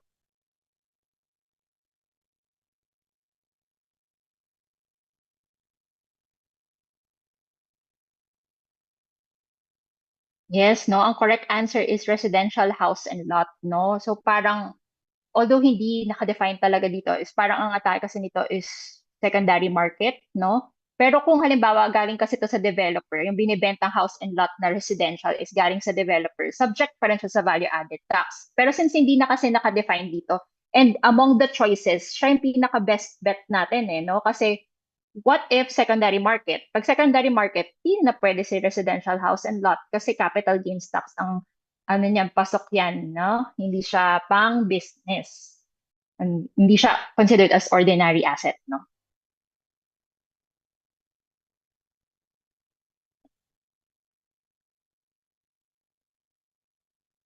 Okay, number 12, after full payment of capital gains tax and documentary stamp tax on the sale of a piece of land, the BAR shall then issue this document.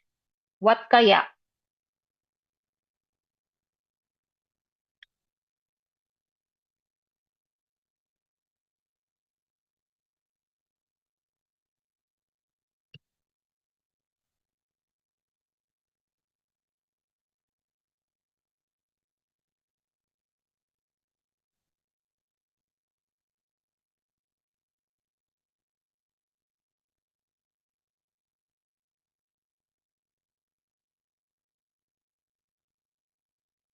Yes, no? CAR, no? E-car. E-car na ngayon. Sige nga, ano ng ano ngayon? Limit ng e-car. Pag na-issue sa'yo, up to what yung limit? Yes, very good. Wala nang limit. Eh dati, anong limit? Ayun, dati 5 years. Good job, no? Certificate authorizing registration yung correct answer for this. And tama, sa ngayon, wala nang limit yung e-car natin. No, pwede mo na siya gamitin whenever. Hindi na siya nag-expire.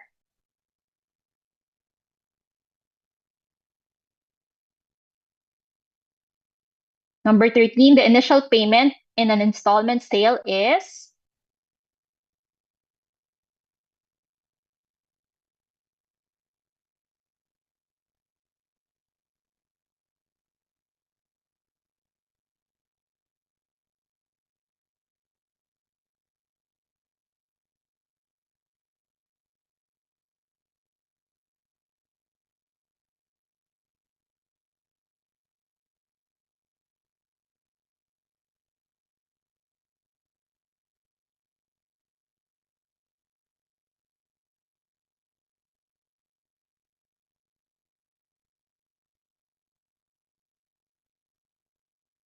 okay, tama. Ang correct answer is 25% or less of selling price, no? Magkakabit sila si 25% at pababa ng selling price, yun ang installment sale natin. Or parang installment plan sa ibang mga questions, parang installment plan yung tawag eh. Number 14, the documentary stamp for the donor's tax shall be paid on.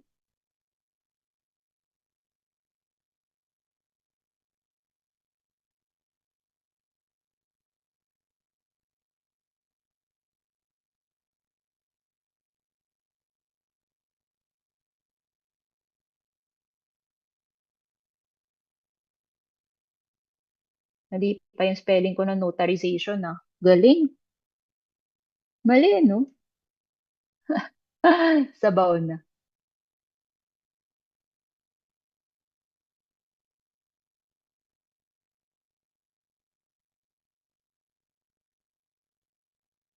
Yun, tama. Kasi documentary stamp yung hinahanap natin, no? Watch out lang kayo, no? Nakakapital pa si donor stocks, no? Baka malito kayo. So, ang deadline is 5th day of the following month from a deed of notarization.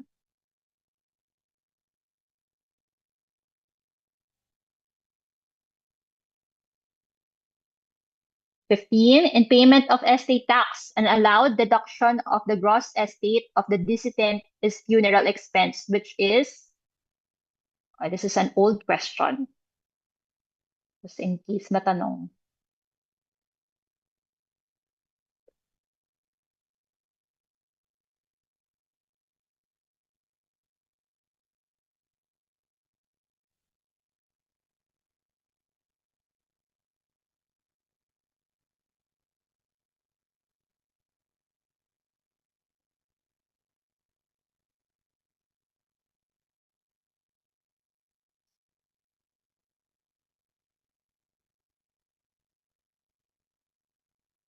Correct answer is yung whichever is lower. Siyempre, tax yan eh.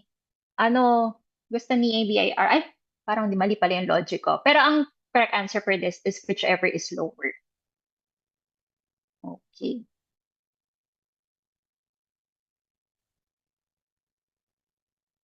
Oo, oo, oo, 'di ba? Ibabawas kasi kaya gusto nila yung mas maliit. Oo, tama. Tama yung ganong concept. Mm. Yan. Tapos yun sa among the choices, siya yung pinaka-complete, 'di ba? So ganun siya ganun kayo pipili ng best answer. Actual, what do you mean? Ito, number 16, the rate of tax on the sale of a house and lot owned by a corporation and the amount of 2.5 M classified as a capital asset is.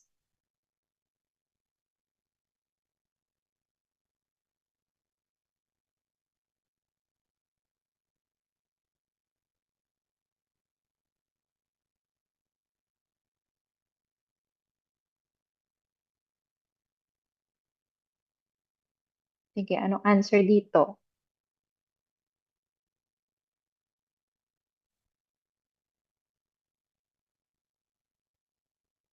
Oh, capital asset nga daw eh. Eh di 6%, 'di ba? Kapag capital asset natin, capital gains tax 'yan. So, although corporation yung involved, pwede pa rin kasing mangyari na matag yung property nila as capital asset. May ganong concept, no? Hindi always na pang business yon. So, paminsan, nag-invest sila sa mga property, tapos tinatag nila as capital asset, no? Ayun doon, dun din pumapasok yung pag naging idle, pwede nila i-change into capital asset. No? Basta nandun yung keyword na capital asset, magiging capital gains tax, so magiging 6%.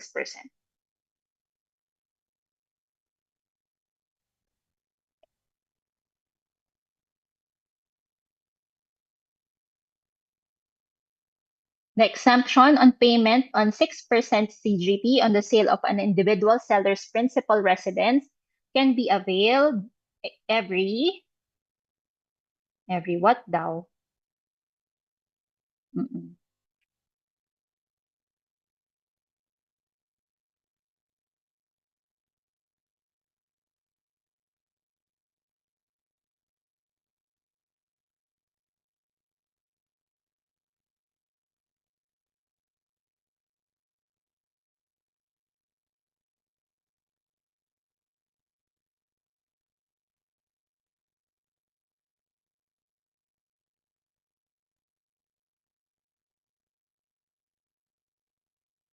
Okay, ayun. Ang correct answer ay 10 years.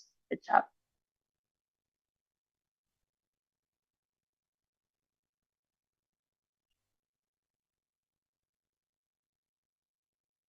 Number 18, in a sale with mortgage, the DST have to be paid two ways, on the sale and on the mortgage. How much is the DST if it is on the mortgage? So ano yung best answer for this? This is an old question. So this is prior train law.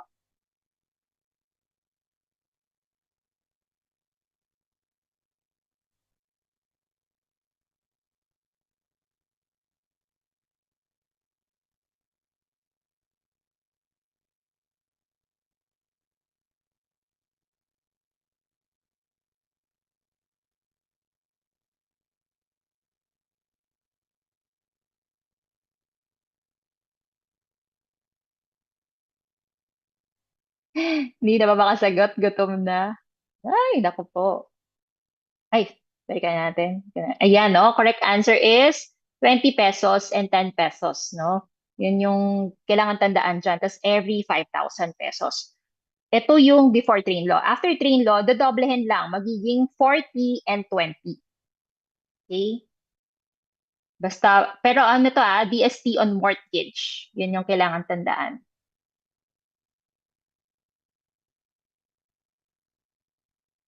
Bumabagal na nga rin yung Mentimeter. Baka ano na rin, gutom na din. Pero bumabagal yung site. Number 19, a seller engaged in real estate business sells a 3M property. What is the tax due to BIR? Best answer, ano po?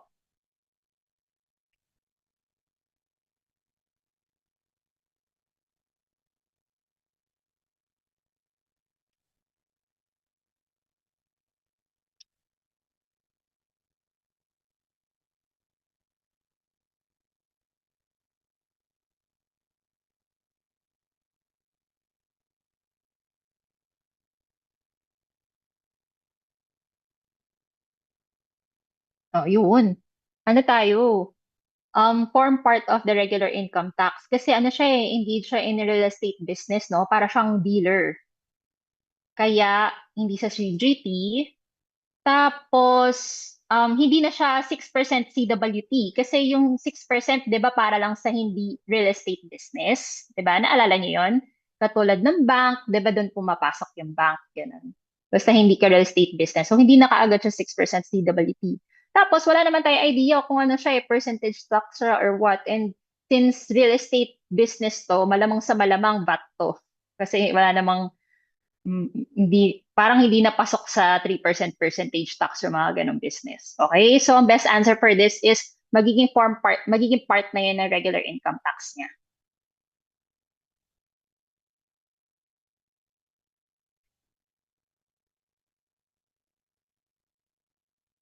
Um, okay, next na natin. Number 20, the tax imposed on profit presumed had been realized on the sale or disposition of lands and or buildings. Ano lang to? Parang definition of terms.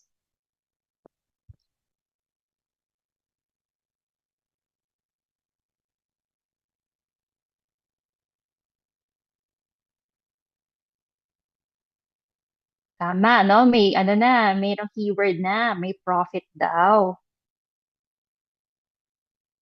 Very good yun, no?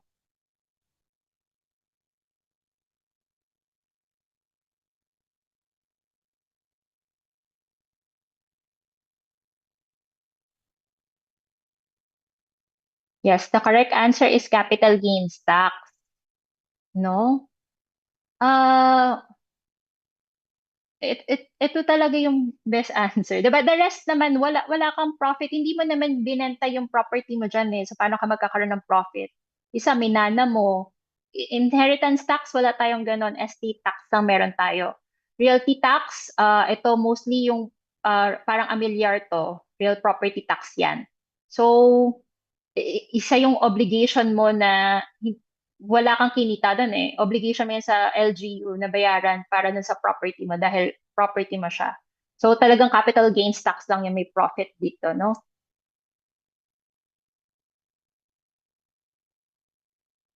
Okay.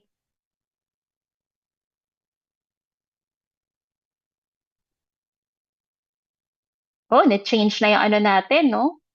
Ang ating highest na ulit ay si RT. Oy, kanina 'di ba highest din natin si RT, no? Na maarangkada ulit. So very good.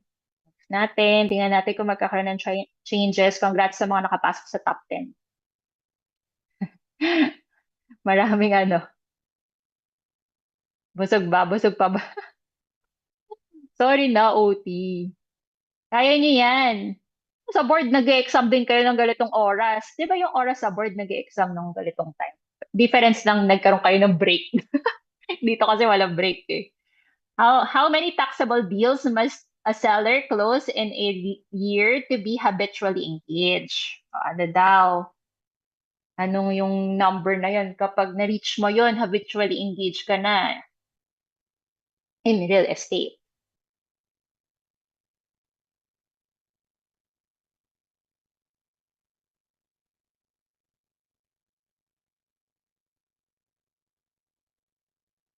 Dali lang, 'di ba? Madali lang.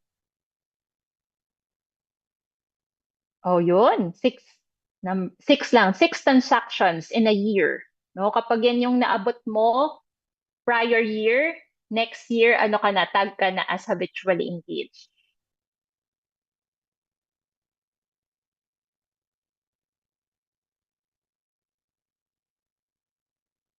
Number 22, what must the IR check first to know the tax rate for a sale of a house and lot classified as an ordinary asset? Ano sa tingin nyo? Alin dyan yung may pinakapaki sila para ma-determine daw nila kung ano yung tax rate mo.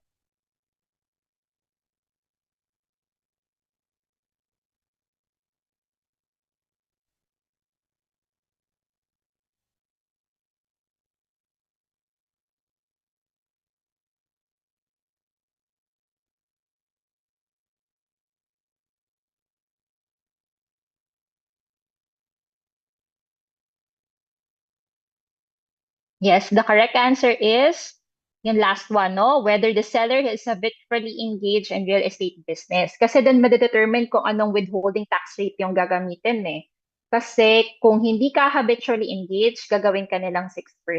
Pero kung habitually engaged ka, pwede kang 1.5, 3, o kaya 5%. Okay?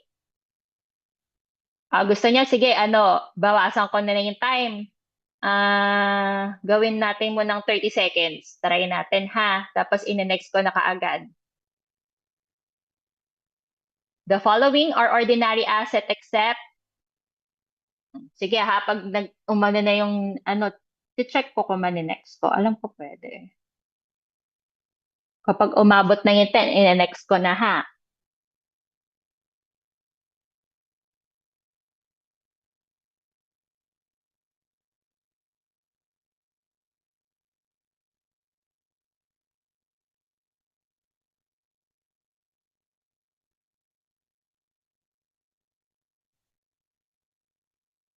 Ay, hindi ko pala next.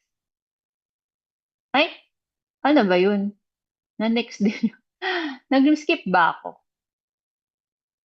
Ayun, ito yung answer. Okay, principal residence of the taxpayer. Okay? Ayan. Kasi except no? Yung fact na principal residence siya, so capital asset siya.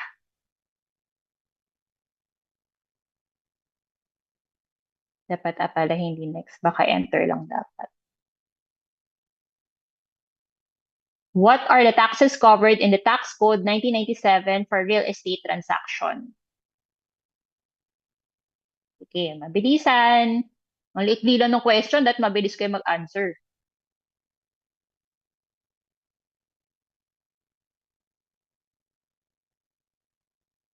Pero madali lang to ah. Dapat ka, pwede ko na i-next now na eh.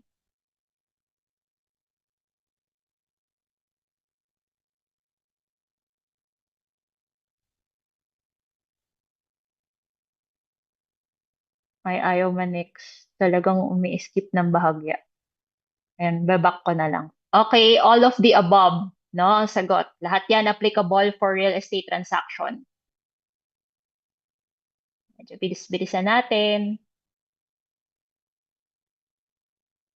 In 2012, VAT exempt lot if blank, with house exemption applies if blank. So, noong 2012 daw, ano yung, natin, limit ng VAT exempt?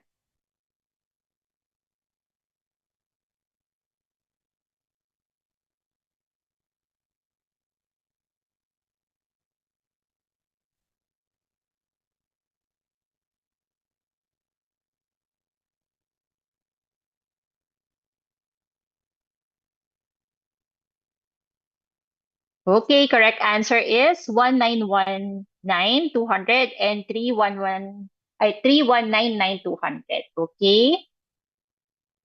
Okay.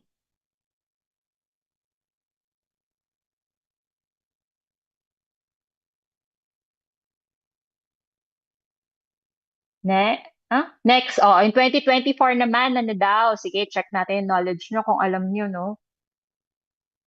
Kung kanina 2012, 2024, ano naman?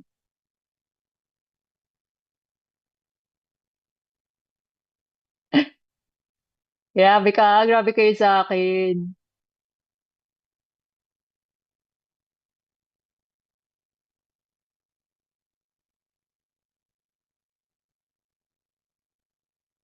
Okay, bilis-bilis ang answer. Next na natin. Ayun ba yan? Hindi nag-next. Wala, naghang. Ayun. No, correct answer is, no, wala na. Wala nang limit for the first one. Tapos 3.6 M yung limit for the house and lot. Good job kasi maraming nakatama.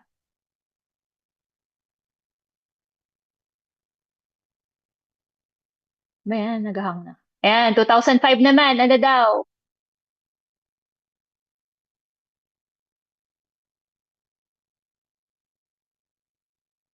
Dapat memorize nyo na to. Pinaghirapan namin gawin yung ano na yun. nung batch namin, kami, sila Coach May and Coach Tal yung nag-research for that, ano, yung nilagay namin sa Blue Notes. Oo. Sila ang reason kung bakit tayo may ganong summary.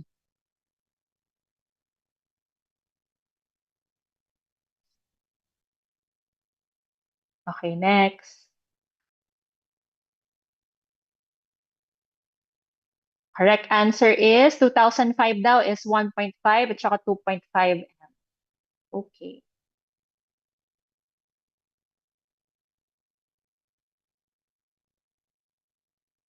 Oh, in 2021, no? Tuloy-tuloy, no? So, dapat memorize siya na. Alin daw dito? Pakadali ng aking mga questions.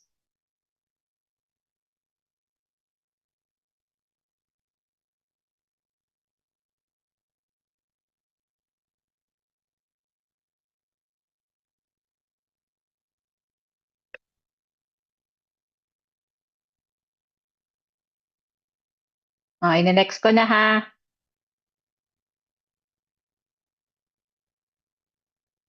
It's 1.5 and 3,199,200 for 2021. So sa mga nagkakamali pa rin, paano na lang? Ay, tama ba yung natag ko? Ay, mali pala. Nalito na ako kasi yung pinakamaraming answer. The correct answer is 0 and 3,199,200. Yan. Yan ang tamang answer. Naku, maraming nagkamali. Nalito ako, akala ko memorize nyo na eh.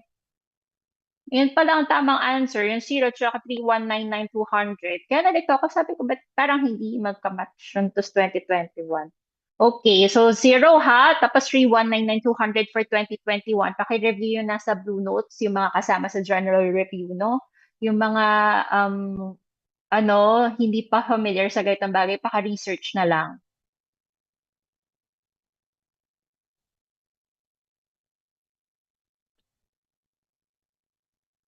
The following sales are VAT exempt, except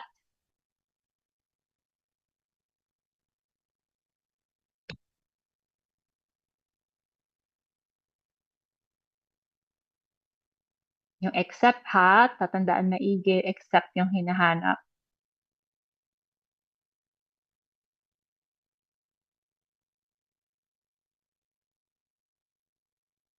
Except, tama ba yung tag ko dito? Kung nga hindi na po kaya ng sikmura niya, pwede na po kayong mauna mag-out, no? Medyo pa, may reflex math pa kasi tayo eh. Hindi ko rin kabisado kung what time tayo matatapos, no? Depende sa phasing. No, correct answer is ordinary asset. Kasi except yung ano, yung answer, no? Sabi sa inyo, 8 a.m. tayo dapat eh. Sorry na.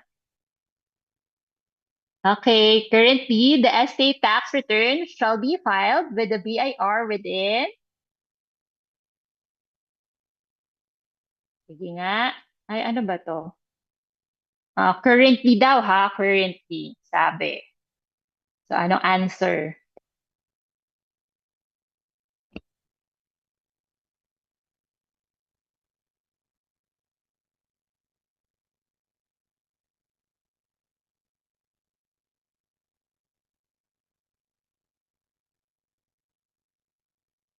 Ay, next ko na. Ay, wait. Ito mo yung correct answer. Okay, no. 1 year from the date of the dissident. Yan yung current. Pero kapag yung old, prior train law, ang answer is 6 months. 6 months dati, no? Tapos kung wala sa choices yung 6 months, tapos wala din yung 1 year, 180 days. Tama ba? Yan yung i-answer. Okay? Pero since currently naman yung nasa question, 1 year yung tama answer for this one. Okay. Ano na ba tayong number?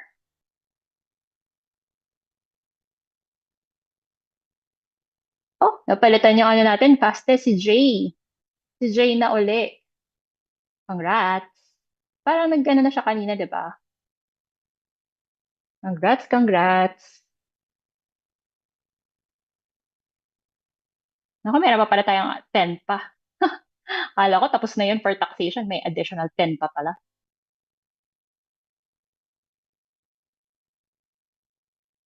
Okay, the property sold is an ordinary asset. What is the applicable tax?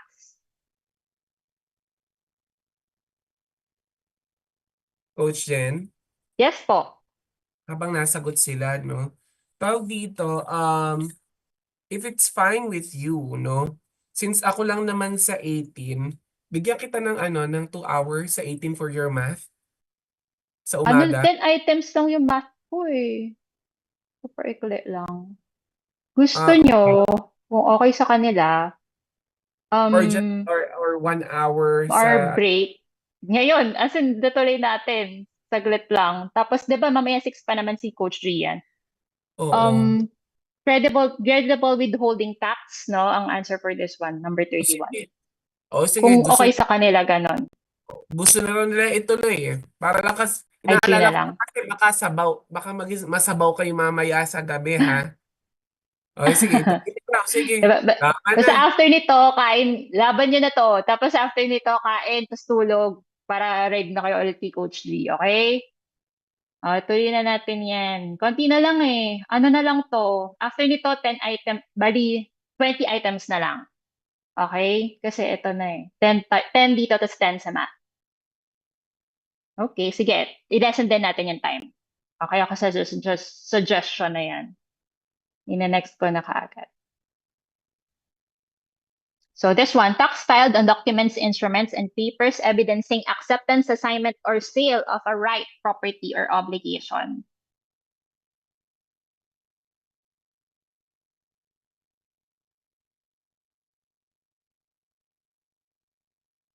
Carry.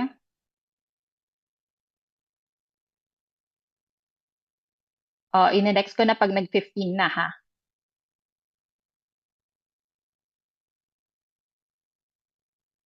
Correct answer is documentary stamp tax, no? Kasi ano nga eh, document. Okay?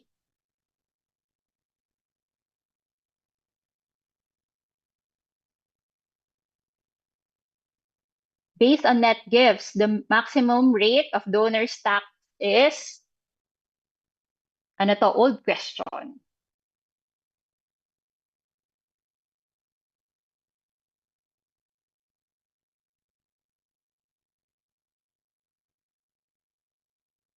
Para may nagtanong dito kanina sa chat. Nabasa ko nga, sabi ko, parang kasama yun sa question. So, ano, important malaman talaga yung mga old questions like this eh. Ayan, sige, next ko na. Correct answer is, ayun, 30%. No? Pero sa ngayon, 6% na lang. Kahit regardless pa yan, mapa-stranger or what, 6% na lang. Dati umaabot ng 30%. Kaya usong-uso yung kunwari, binibenta na lang, mga ganon.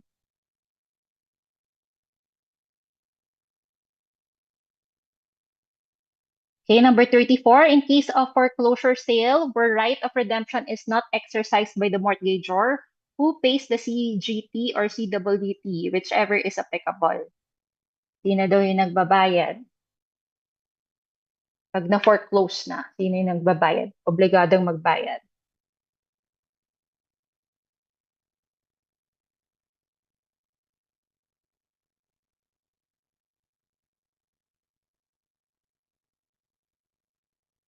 Okay, next. Correct answer is, yes, creditor and or bank, no? Parang ano to, common mock exam Q. So, very good sa mga naka-answer. Ibig sabihin, nag-answer kayo lagi ng mga pre-board exams.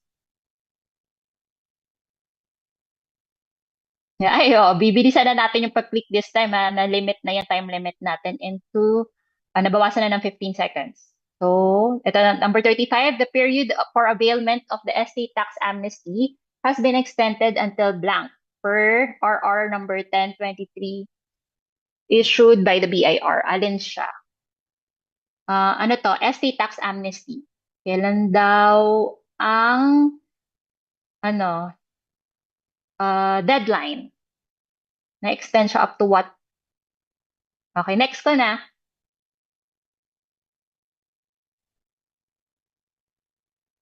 Yun, very good, no? Sa mga updated dyan, no? Ah, ano to? new question. Sinama ko lang siya kasi medyo relevant siya sa ano natin, industry, no? So, hindi ko pa siya nakikita sa mga mock exam quiz ever, pero since related ko siya sa estate tax amnesty, kailangan natin siya maalala yung mga ganitong dates. Okay, June 14, 2025.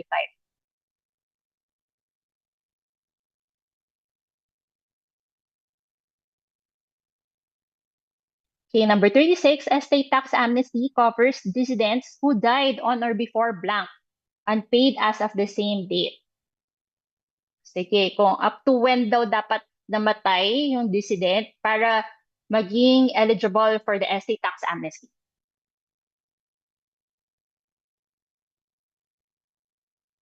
So, mga nagpo-process ng documentation na yun, no? So, malamang sa malamang kabisado nyo to. Kasi, na-apply nyo sa client nyo. Okay, next ko na. Correct answer is May 31, 2022. Yan yung deadline natin, no? Deadline. Ito yung date kung hanggang dito lang dapat namatay yung dissident, no? Para ma-cover siya. Masama siya sa pwedeng ma-cover ng Amnesty Act. Yung schedule and date, yun lang. Kumbaga, hindi kasi parang ang logic kasi doon, pag masyado malapit na doon sa ano, tapos di mo pa rin binayaran, ano, basta parang nung nag-commence din ata yung law, no, up to that point lang din talaga. Na-extend ata ng isang beses. Yun lang yung inalaw nila. Okay. So the minimum amnesty tax for the transfer of the estate of each dissident shall be how much? Ano yung minimum na sinisingil ng BIR? Kano kaya nakakaalam? Hindi ito masyado na ay, hindi ako na next. Hindi siya masyado na discuss pero sana alam niyo pa rin. Ano? Hoy! Nagano ba ako? Nag-next? Hindi ako nagano, no? Sabihin natin answer. Yan. 5,000. 5,000 ang tamang answer for number 37. Okay? So, kasi may mga deduction kasi yung estate tax, di ba? So, ayun, naglagay ng limit yung BIR na 5,000 yung minimum nilang isisingil. Number 38, what is the maximum optional standard deduction allowed from the gross income or receipts? Anong percentage daw yung OSD na to? Okay, madali lang to. Pabilisan na ngayon ng answer. Kasi mag-next na ako at pag 15 na lang seconds yung remaining.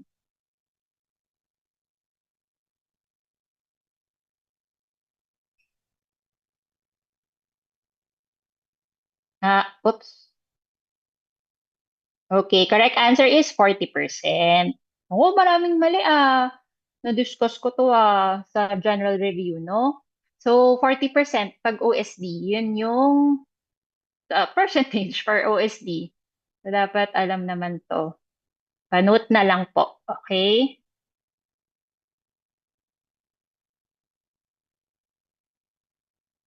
Dapat na tayo. Madali lang yung math, promise, so huwag kayo ma-stress. Number 39, what is the maximum allowable deduction for the family home in computing estate tax?